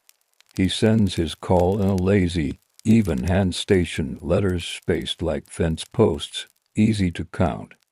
He receives a friendly curse from the junction about showing off and answers with the code for a shrug. The cat stands, stretches, and walks 3 careful steps to the window. It looks into the dark, then nods in a way that cats invented for themselves, and returns to the stove circle as if it left a remark there earlier and has now remembered it. On the wall, a map shows the line as a black thread entering and leaving squares with names that sound like weather. Thumbtacks mark places where a crate once went astray and where a man once came home early. He traces the route with a knuckle and pauses at a place where a friend moved last spring. He does not stay at the pause. He returns to the table and the habit that keeps a small piece of the vast night polite. He writes the hour again. He notes, wire easy. No odors. One personal held. He puts the pencil down, looks at the key as if it were a gull or a llama or a lens, another tool that asks only for steadiness and breathes with the rhythm the wire has kept since evening. Tick, rest, like a heart that found its job and kept to it. Outside, the prairie lifts and lays itself down. Inside, the room keeps its careful light. Midnight leans closer, gentle as a shoulder. Midnight arrives without ceremony, only a small softening of the lamp's color, and the way the room's corners step a pace nearer. The operator rolls his sleeves once, not for heat, but to free the wrists. He rubs a touch of graphite from the pencil tip onto his thumb and forefinger, an old trick to quiet skin on ebonite, and lays his hand on the key as if laying it on a sleeping animal's shoulder. The wire says the junction's call, then pauses. He answers, and the pause becomes conversation. A gentle side note. Operators recognized each other less by names than by fists. A fist was the shape a person made and code the length of their dashes, the patience of their spaces, the way they lifted at the end of a word. You could pick out a friend across 3 counties by the lilt of a simple G. A freight east of the river sends a courtesy tick as it clears a siding. He notes the milepost in the ledger's narrow margin, not because he must, but because the line likes memory. The clock's minute hand moves one tooth. He draws a line across the page so the hour will have its own paragraph when he looks back. The stove gives a small pop as iron answers to new coal settling. He checks the draft and slides at the thickness of a dime. The room's warmth holds steady. The cat, satisfied with the adjustment that was never asked for, shifts an inch and presents the white coin on its chest to the lamp. He sorts the rubber date stamps day, month, year, arranging them like three little soldiers at attention. He inks the first and tests it on the blotter's corner. The mark is clean, no bloom, no dry edge. He sets the stamp aside, with the handle leaning toward his hand. He straightens the stack of brown delivery blanks until their top edges agree. Wood, paper, metal, three materials, one posture. From the far end of the line, someone sends a practice row, in gentle taps. A new hand, perhaps, breaking in a spring or settling nerves. He answers with the wire's equivalent of a nod. The row steadies. The new hand tries a quick R, stumbles, tries again, then sends TKS correctly. He grins into his collar and writes, "You're getting there," with the key. The wire is a generous teacher if given quiet, and tonight is quiet enough to be kind. He pulls the ticket drawer. Inside are stubs with stations printed in blue, a stack of baggage checks on a loop of cord, and a tin of paste boards for local fares. He thumbs the checks until the numbers smile an order. No travelers now, but the drawer still wants to be ready. He closes it with a small push and feels the latch accept. Outside, the platform boards complain into places he can name without looking. One near the lamp post. One by the baggage cart's wheel rut. He hears the complaint and decides to bring the pry bar tomorrow and lift each plank a hair to sweep grit from the joists. Dust amplifies noise the way hunger amplifies thought. Removing it lowers the voice of everything. The sounder lifts. A ranch outside town asks if the doctor's lamp is lit. He looks across the tracks. In that house, the upstairs window sometimes keeps a low glow. Tonight it is dark. The doctor rides Tuesday nights to a farmhouse north. More often than not, he sends back dark, try misses. H. The ranch sends QSL, a clipped acceptance. He adds, "Tell Tom the Saturday train has the new cough mixture," a thing the clerk mentioned while sorting freight. He receives three slow dots that mean thanks without grammar and puts a tick in the ledger to mark that a message of no charge was passed, because that is what towns do for each other at midnight. He fills the inkwell with a cautious hand, tipping the tiny bottle just enough to convince the ink to change containers. The ink smells like iron and an idea of cherries. He wipes the lip with a corner of cloth and caps it with the same pressure he uses to quiet the key after a long dash. A mild aside, tools prefer to be introduced to each other with care. Ink to glass, oil to steel, heat to air. Hurry gives them arguments to hold all night. The cat rises and patrols. It examines the telegraph table's back corner, the wastebasket, the shadow under the map, and the toe of the operator's boot. It approves all four with a light, approving tail. It pauses by the door and listens to the dark, hearing what people do not straw talk mouse sermons, the small, braid-like murmur of prairie wind plaiting itself along the fence line. He tests the key's spring tension a quarter turn looser and finds the sweet weight where finger and lever share the work. He sends his call again, not for need, just to keep the wire awake the way you hum to yourself when the road is empty. The Junction West answers with a flourish and then sends a joke about the superintendent's hat. He returns a dry high, which is the code's short laugh. The wire grows content, settles into bass quiet, and waits. He opens a drawer only he uses. Inside is a small tin with a lid that once held lozenges, now holding spare graphite tips, a spare sounder spring, and a folded photograph from a tintype booth 3 fairs ago. The edges have rounded. 2 faces stand shoulder to shoulder, neither smiling fully, both pleased. He looks for a breath's worth of time, folds the photo back along its crease, and closes the lid. The drawer slides shut to the same note as always. On the table's far corner lies the relay, a metal box with a heart that rattles like a patient cricket. He removes the cover, checks contacts for soot, runs a slip of fine paper between them to polish away the night's uninvited film, and replaces the cover. The cricket clicks twice in thanks, and then becomes invisible again, which is its profession. He stamps the date on the next blank in the rack and writes the town name at the top line. He sets it under the clip ready to receive a new message quickly.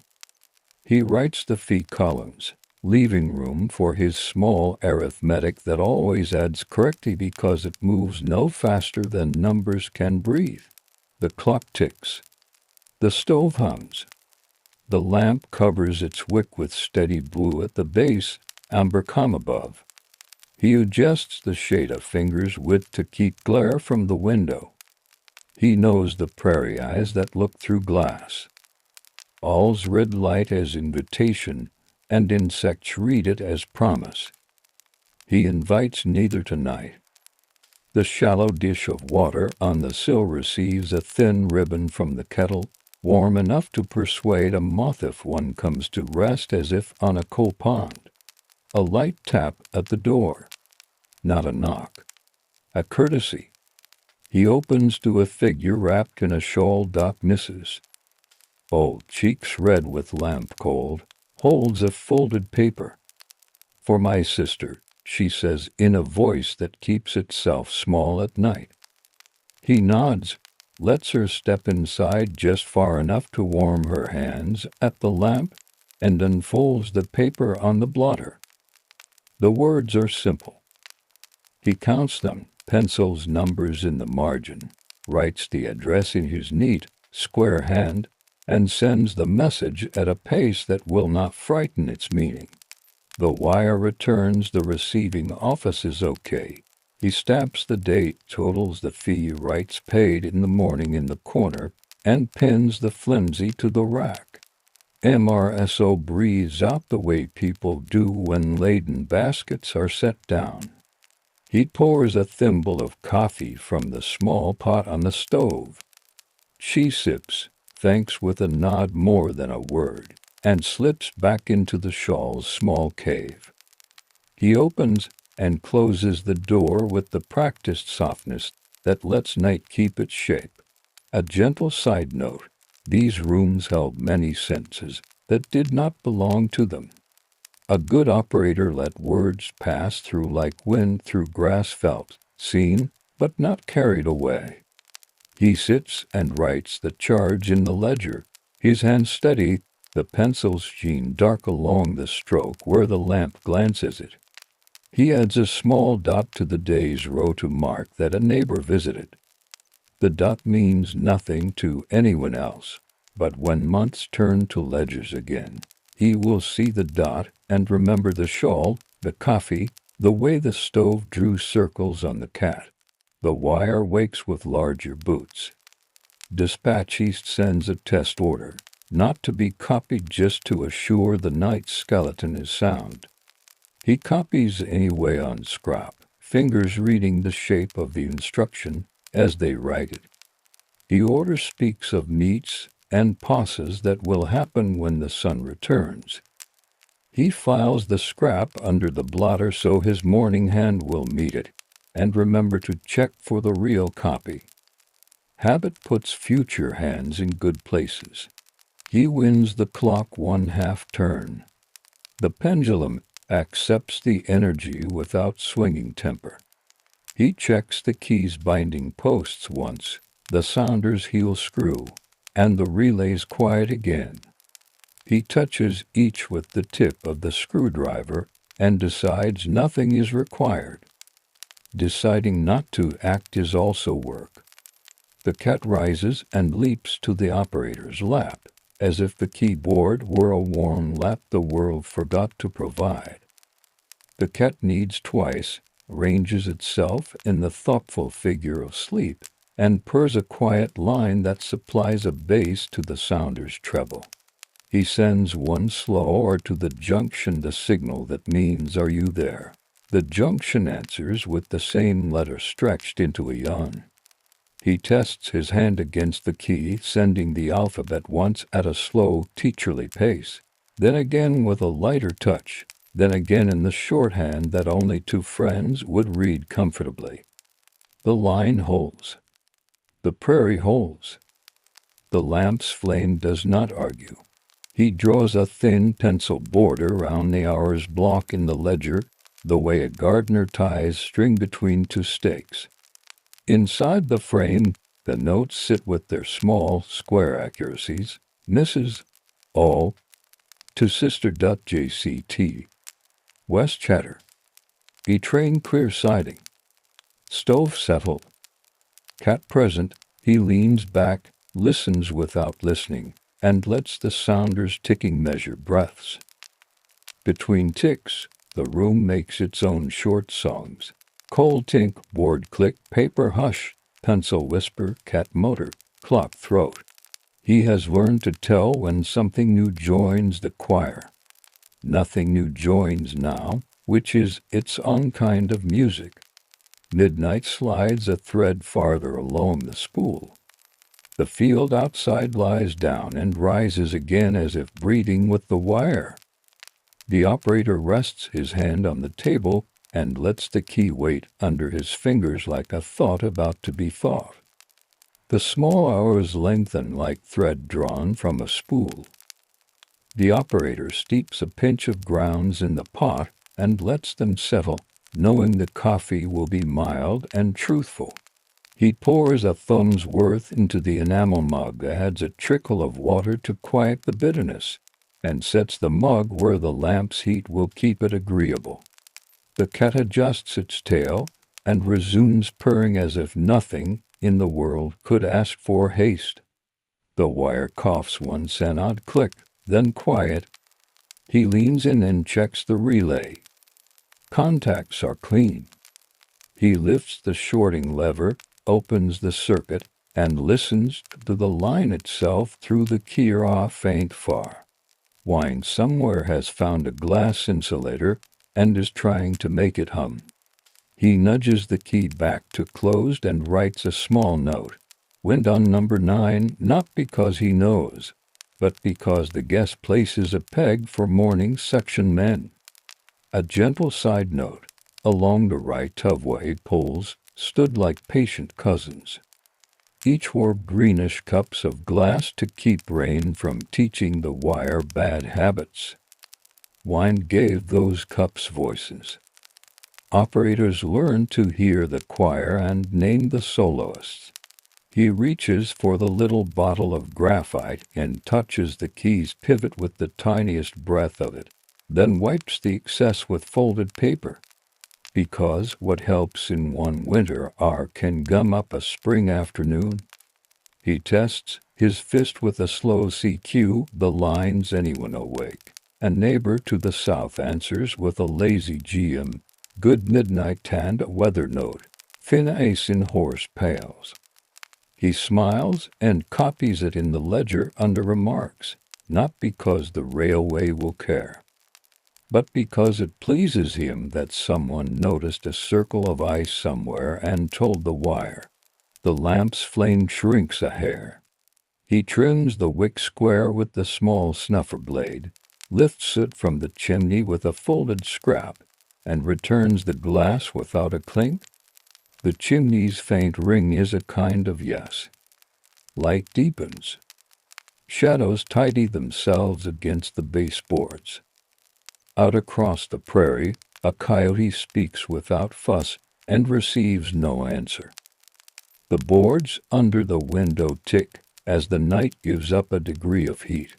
He checks the stove and slides the draft the width of a match. Cole answers with a polite red sigh.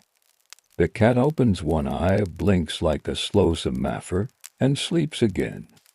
A message arrives from the east, brisk and neat. Advise store 2 crates, lamp chimneys delayed till morning.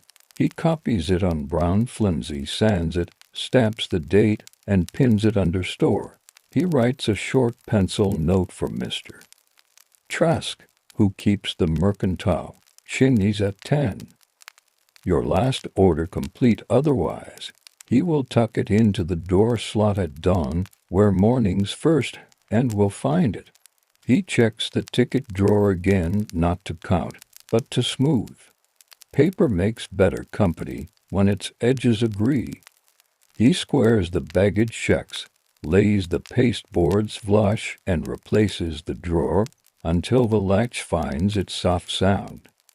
He glances at the wall map and places a new pen where a spur opened last week, an extra thread stitched into the county's cloth. The sounder flickers. Junction west again, that friendly hand. A short exchange about the superintendent's joke turns into 2 letters about the moon, which is not in sight. They quote a memory anyway, last month's frost on the rails, and the way it made a low silver. He answers with equals, the prosin that means so it is, and lets the line rest. He opens the door to feel the air and steps onto the platform with the mop. The depot's lamp throws a soft puddle on the planks. Beyond it, darkness lies like a coat neatly folded. The rails gleam a little where the lamplight meets them, then disappear into night. He listens the prairie's long word, the distant owl, a fence wire answering wind with a faint, harp-like whine. He breathes, measures the cold with his face, and returns inside, easing the door shut with the habit that keeps hinges friendly. A gentle side note, station doors learn to close like good conversation, no slammed full stop, just a sentence that finds its period and rests. Back at the table, he checks the list of night trains. The through freight is due at 2:08. He pencils the time on a small card again, though it sits there already, then sets his watch by the shelf clock with a short nod. He clears a corner of the table in case the cruise brakeman leans in for water, as he sometimes does, hat pushed back, eyes red at the edges, grateful for a ladle that doesn't smell of coal. The wire lifts with a hand he doesn't know fast, a little nervous. The dots crowd. The dashes are shy.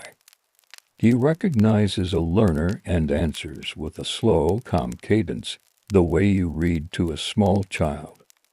The hand steadies, sends a short local address. He repeats back one uncertain word, hears the correction, copies and stamps, and tucks the flimsy under the clip. He taps FB, fine business, because encouragement is another tool, and cheap. He tests the battery switch by the floor, a square box with 2 positions, winter and summer strings. Winter holds tonight. He touches the binding posts with the back of a finger, warm as a pocket, which is right. He screws both a quarter turn just to remind the copper and lead of their agreement. The relay approves in its little cricket voice. The cat makes its evening patrol across the keyboard. He lifts it by the middle gently and sets it back on the chair cushion he keeps next to the stove for exactly this negotiation. The cat pretends annoyance like a person might pretend not to enjoy cake. It settles and purrs, which is consent. A mild aside, cats are not telegraphers, but they are good at keeping mice from turning invoices into lace. The railway would never write that as a rule. The ledger would never forbid it. The fact remains, A purring cat is line maintenance of a particular kind. He lays out the red flag and lantern on the bench by the door, not because orders required, but because readiness sits better when its tools can see each other. The red glass shows a faint ruby in the lamplight. The flag, neatly rolled, smells faintly of storage. He positions them so his hand, in the small dark of a necessary minute, will find them without thought. The clock's hand touches 2. He stands, smooths the blotter, shifts the lampshade to keep glare from the window, and opens the transom an inch to let the room trade air with the platform. He hears the long approach of the freight before he sees it, steel speaking to steel in a story it has told for 20 years. The rails through the station hum. The key on the table hums with them. The wire picking up the same speech through common earth. Headlight. A private sun rounds the curve and writes a pale stripe across the far grain elevator. Then the engine, black and breathing like a patient animal, slips past without malice. Trucks clatter steel wheel on rail joint, a pattern as even as code. He counts without meaning to, 1, 2, 3, until he stops because the number doesn't matter. The sound becomes a weather for 30 heartbeats. The stove ticks approval. The window glass trembles in the quietest way. The cat watches with eyes half closed, not to track, but to accompany. He stands in the doorway as the caboose lantern winks, and is gone. The air goes briefly light, then settles again. Cinders fall like mild thoughts onto the platform and expire. He brushes one from the sill with the back of his hand and saves another on the shelf for no reason he could say. He closes the door, slides the bolt home with a softness that has a memory, and returns to the table. He writes 2 by no orders in the ledger. He sets the pencil on its crossbar and gently rotates the inkwell a quarter turn, not needed, just something the hand likes to do. The wire wakes. All well, from the junction west. He answers, all well. They trade 2 harmless letters about the sound of that train tonight, agree that it ran quiet. He adds, brass high east cut because he saw the edge of tall stems near the ballast earlier, and it costs nothing to place a small warning where it will do good next week. He loosens his collar button, rolls his sleeves down, and smooths the cuffs as if a visitor might arrive. He sweeps the tabletop with his palm. Nothing sharp remains. The cat licks a paw and draws it over an ear, as if to tidy the ledger lines by sympathetic magic. He smiles at the thought, and lets the room enjoy its own small joke. The kettle offers one last breath. He pours the last of the water into the shallow dish on the sill, hears it settle against the tin, and imagines a moth lowering to it like a tiny skater. Outside, the prairie answers with its unbroken word. Inside, the sounder ticks a short benediction from a town 3 stops away. Night easy. He sends back, night easy, and believes it. He draws a pencil box around the hour's notes and leaves a margin for whatever might still ask to be written. He writes 3 words there, evenly spaced. Lamp, line, ledger. It is not a list. It is an arrangement, like setting 3 stones on a windowsill because they want to stand together. The key rests under his fingers, warm now, familiar as a pocket. The room stands at attention without strain. The field lies down and lifts again. The night keeps going, which is its main work. 3 o'clock stands quiet, as if the hour itself were holding a breath it has no need to let go. The operator adds a small stick of coal to the stove and listens for the low, approving murmur that means the iron has accepted the gift. He adjusts the wick another hair's breadth and wipes the chimney with a folded scrap, turning it until the glass shows only the room, not the day that is waiting. The cat turns into a tighter comma on the cushion and sleeps in grammar any teacher would praise. The wire brushes the table with a light hand to dots, a lazy dash. Then the call of the station south, the one with the windmill whose veins click in a pattern he could draw with his eyes closed. Query seed, the hand sends. He pulls Mr. Carr's note from under the sounder base and replies with the simple line, shipment in Wednesday early, a pause, then the softened letter that means thanks. He pins the flimsy to the rack with CARR penciled above, so no morning I will miss it. A gentle side note, wires carried commerce, comfort, and small information that kept a place stitched to mother's health, a price for wheat, a warning about weather, what the wire did not carry. The ledger did what neither carried, the habit of towns did for itself. He awes the hinge of the message rack with a pin's head of graphite, moves the top slat up and down twice, and leaves it. A hinge that does not surprise the ear helps laughter sound like laughter when it visits later in the day. He pulls the drawer with spare bulbs for the platform lantern, and checks the wicks flat, square, ready to learn flame without argument. He returns then with the same small order that keeps time. Wine presses its shoulder lightly against the window and leans away. A fence line far off hums a single, elastic note. He writes wire sings at number 9 in the margin again, amused that his guess has already chosen itself, and that the morning crew, who know the polls like cousins, will nod or shake heads and then fix the hum with a twist of wire and a word nobody writes down. The sounder taps once, a personal from the junction west, a short kind of letter the code calls a G. You awake. He reads in the comfortable shorthand. He answers with the same, then sends coffee thin, lamp steady, cat employed. The junction returns envy lamp, which is another way of saying carry on. He does. He stands and walks the room to keep joints from learning the wrong sort of stiffness. He touches each corner of the table as if counting posts on a corral. He lifts the ledger to dust the cloth beneath with the flat of his hand, sets it down, squares the pencil to the paper's top line, and then lets the pencil roll a fraction. Because the small sound is friendly. He turns the small calendar card to the next date and feels time change not like a door but like a page.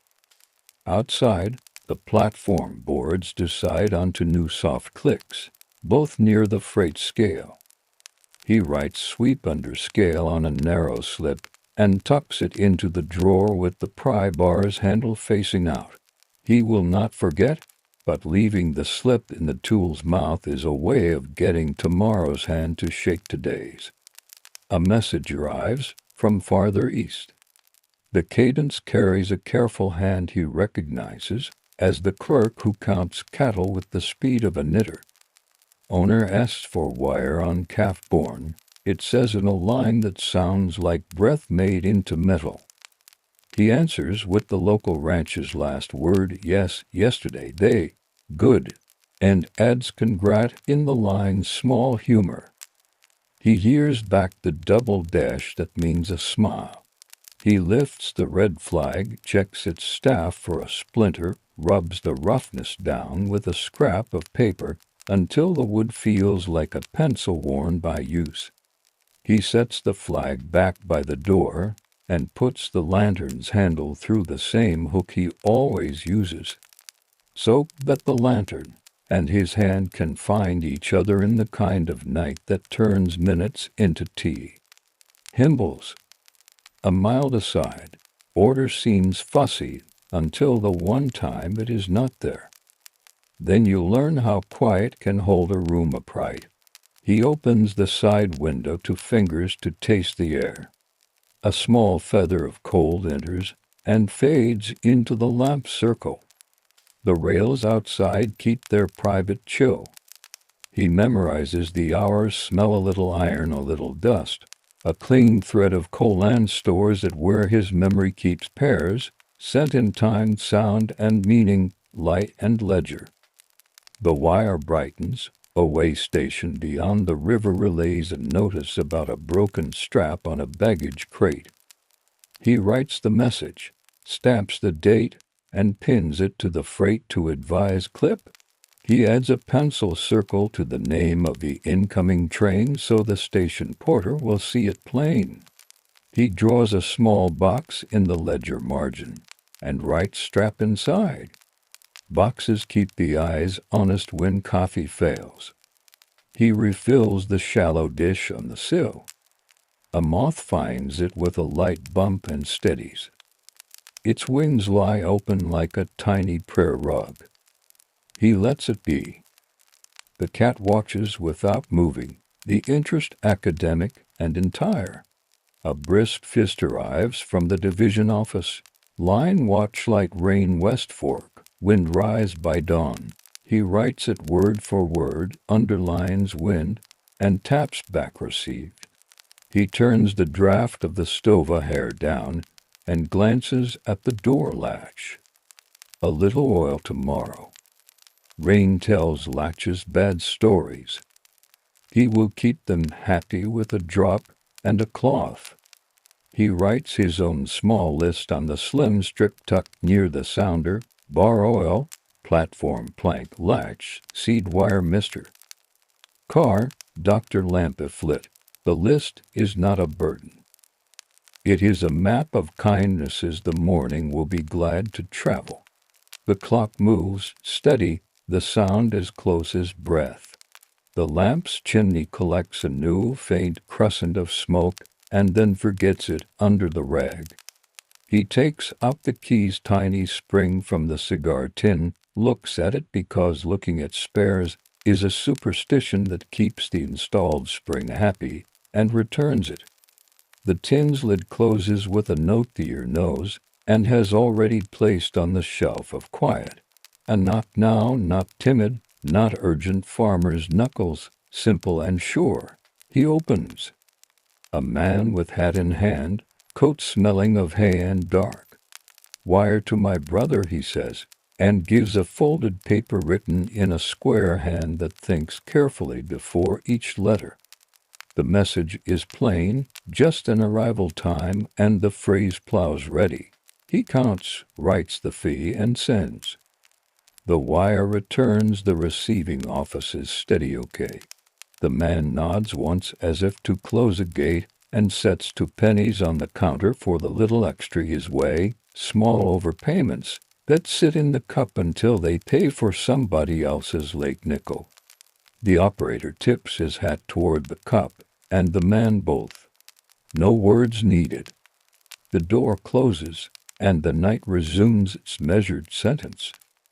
A gentle side note, in towns like this, small coins walk back and forth as if they were neighbors, not currency. The wire records enough to keep accounts, and the rest is held in the soft ledger of custom. He warms his hands around the mug, now mostly memory, and rubs a thumb along the mug's chipped rim, which has become smooth from this sane reflex carried through other hours. He returns the mug to its ring on the blotter, a habit that places the mug exactly where his fingers expect to miss it. From the east, a single, long dash dispatches hand followed by check you at 4. He taps Roger in the division's preferred letters, folds a scrap to mark 4 o'clock in the ledger like a discreet flag, and rests his palms on the table to feel the wood accept their weight. The table returns a low, calm answer that is more idea than sound. The stove settles. The key settles. The rune breathes with the pace of long practice. He draws a line beneath the hour's notes and writes a small sentence that no supervisor will see. Night easy, wires polite. He dots the final period and sits without leaning, listening for the change that means the night is tilting toward light. It comes as a difference in the window rather than in the clock. Black becomes a softer black than the color of iron before heat. The telegraph sound changes to not faster, only a degree more alert, like a dog lifting its head on a porch. He turns down the wick a feather, wipes the chimney once more, and touches the cat's ear just enough to say, "Still here." The cat opens one eye in consent. He stands, stretches his hands until the wrists feel empty of stiffness, and then returns them to the key. The wire asks its quiet question. All, he answers. All, and adds grass at East Cut, the small warning that costs nothing, and sometimes saves something you cannot put in a ledger. He hears a faraway RCVD, and the line rests. The hour between 3 and 4 is when rooms decide what kind of morning they will hand today. This room chooses orderly, with the smell of coal turned mild, with paper squared, with the lamp teaching glass to stay clean. He keeps it company and lets the key say only what it must, which, just now, is nothing at all.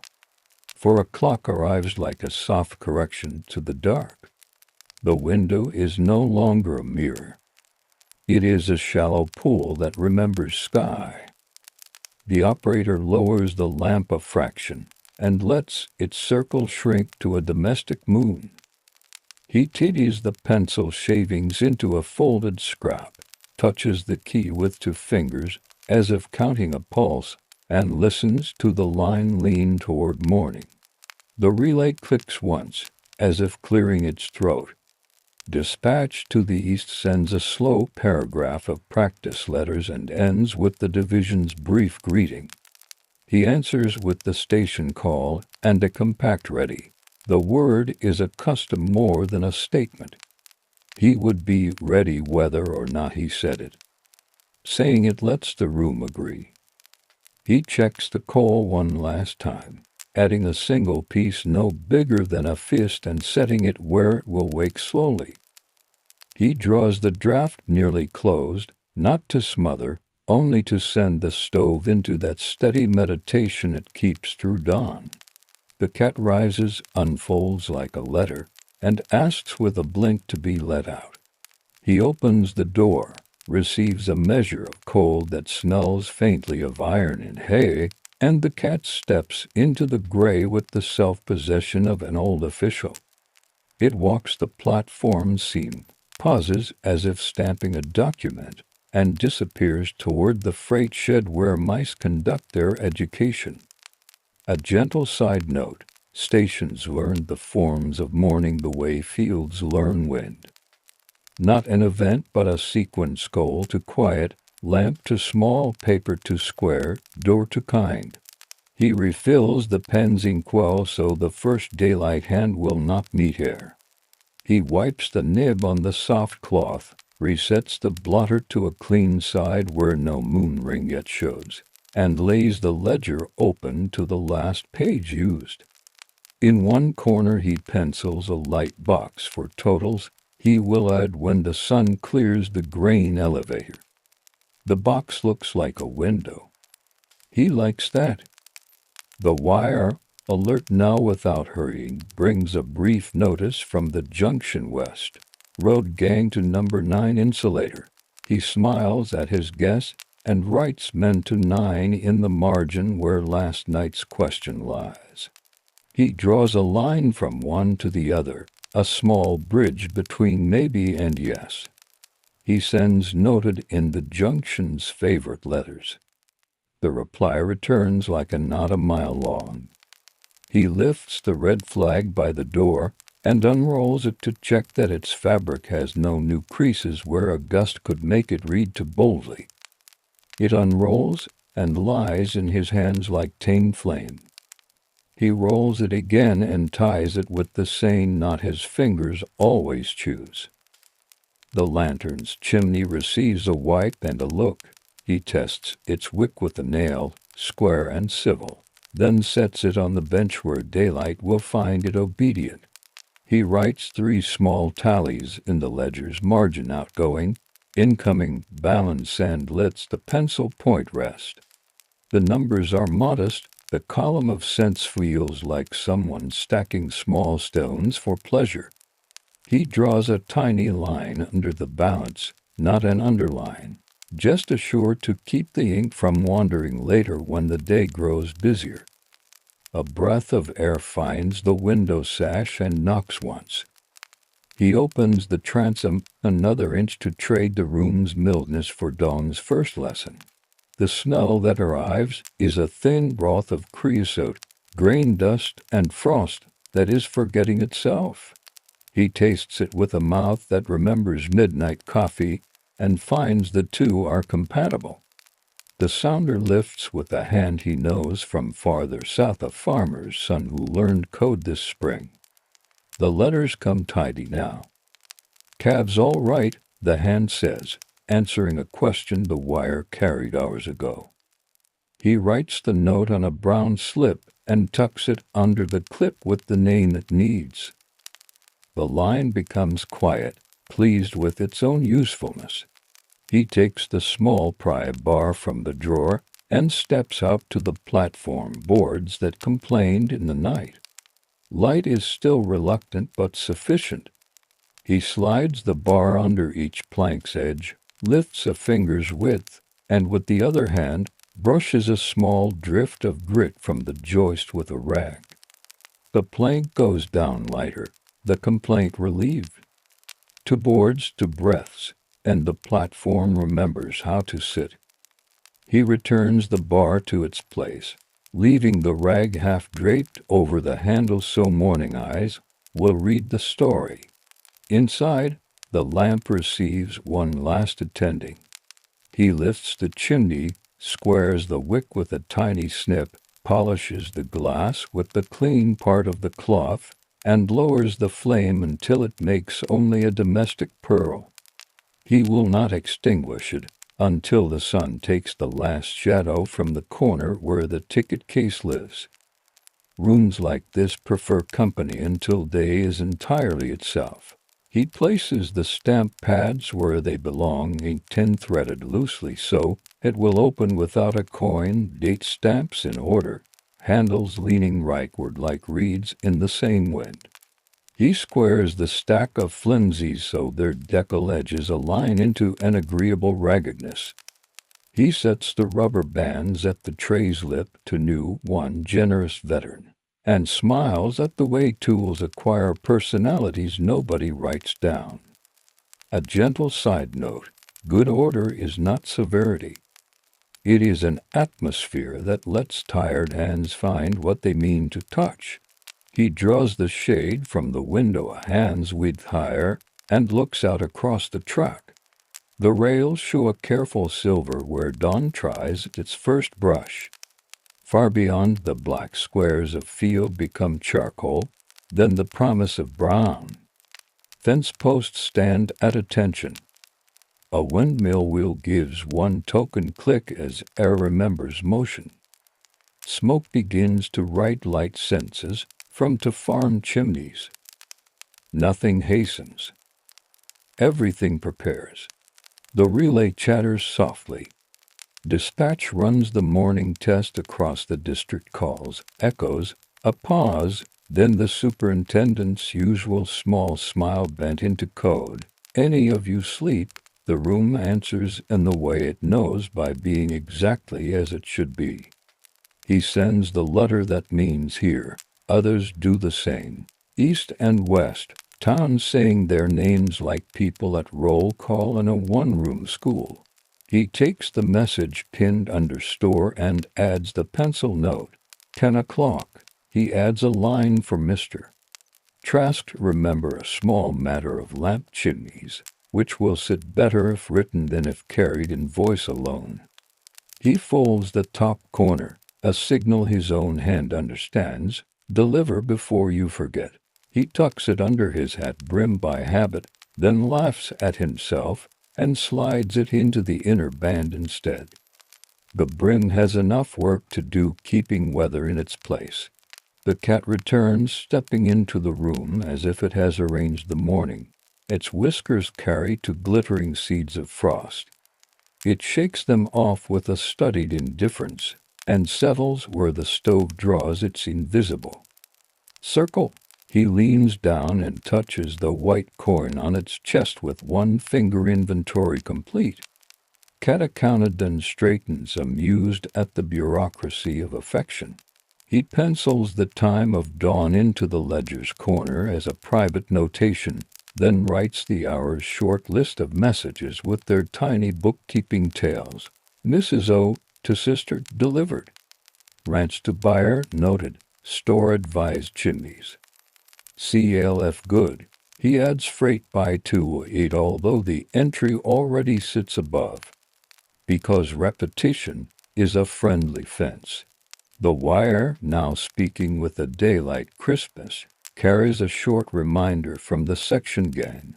Ladder to number 9, tighten tie. He copies it on a separate slip for the foreman who likes to leave his orders folded in the message rack rather than in a pocket. He writes the foreman's name with the particular block letters the man reads most easily, a courtesy of shape rather than content. He steps to the door and looks along the track to the east where the sky has dropped one last dark curtain and is pulling it back. He hears a rooster foolishly sure of the sun's exactness. He hears a wagon wheel complain at the corner where the street meets the station road. A boy's whistle arrives, the two-note kind that moves livestock and thoughts in equal measure. He raises the bolt, tests the latch, and closes the door with the sound he trusts. Back at the table, he brushes crumbs from the blotter into his palm and tips them into the wastebasket. He places the enamel mug upside down to dry on the same ring, the little moon completing its orbit. He moves the ledger an inch to the left so the morning clerk will see his neat columns first and feel encouraged to keep the day civil. He writes one last sentence at the bottom of the page, wires polite to Dawn. It is not required. It is true. He eases the lamp wick lower until the flame becomes a seed, then cups it out with a wetted thumb, and hears the small tease that means the night is satisfied. The room does not darken. It brightens almost immediately with the gray that comes from outside and asks no oil. The key sits under his hand, warm from hours of company. He lifts his palm, wipes the knob with the corner of the cloth, and leaves it ready for the next hand as if passing a book open to the right page. He closes the lid on the cigar tin of spares and returns it to its corner at the same angle it prefers. He sets the chair square, slides the drawer, aligns the stamps. He opens the door to the platform and stands in the slot between night and day. The town, not yet busy, feels arranged. The rails hold their thin light. The station sign reads itself in pale letters. Far off, a train thinks of becoming audible. Closer by, a woman sweeps a boarding-house stoop, and the dry broom writes stripes on wood in a familiar meter. He breathes, letting morning pass once in and once out without hurry. He looks back into the room. It has the look of a sentence with a period, neat and unexcited. He steps inside, takes his hat from the peg, and sets it on his head so the brim sits just right above his eyes. He smooths the ledger page with his palm in a parting gesture the room understands.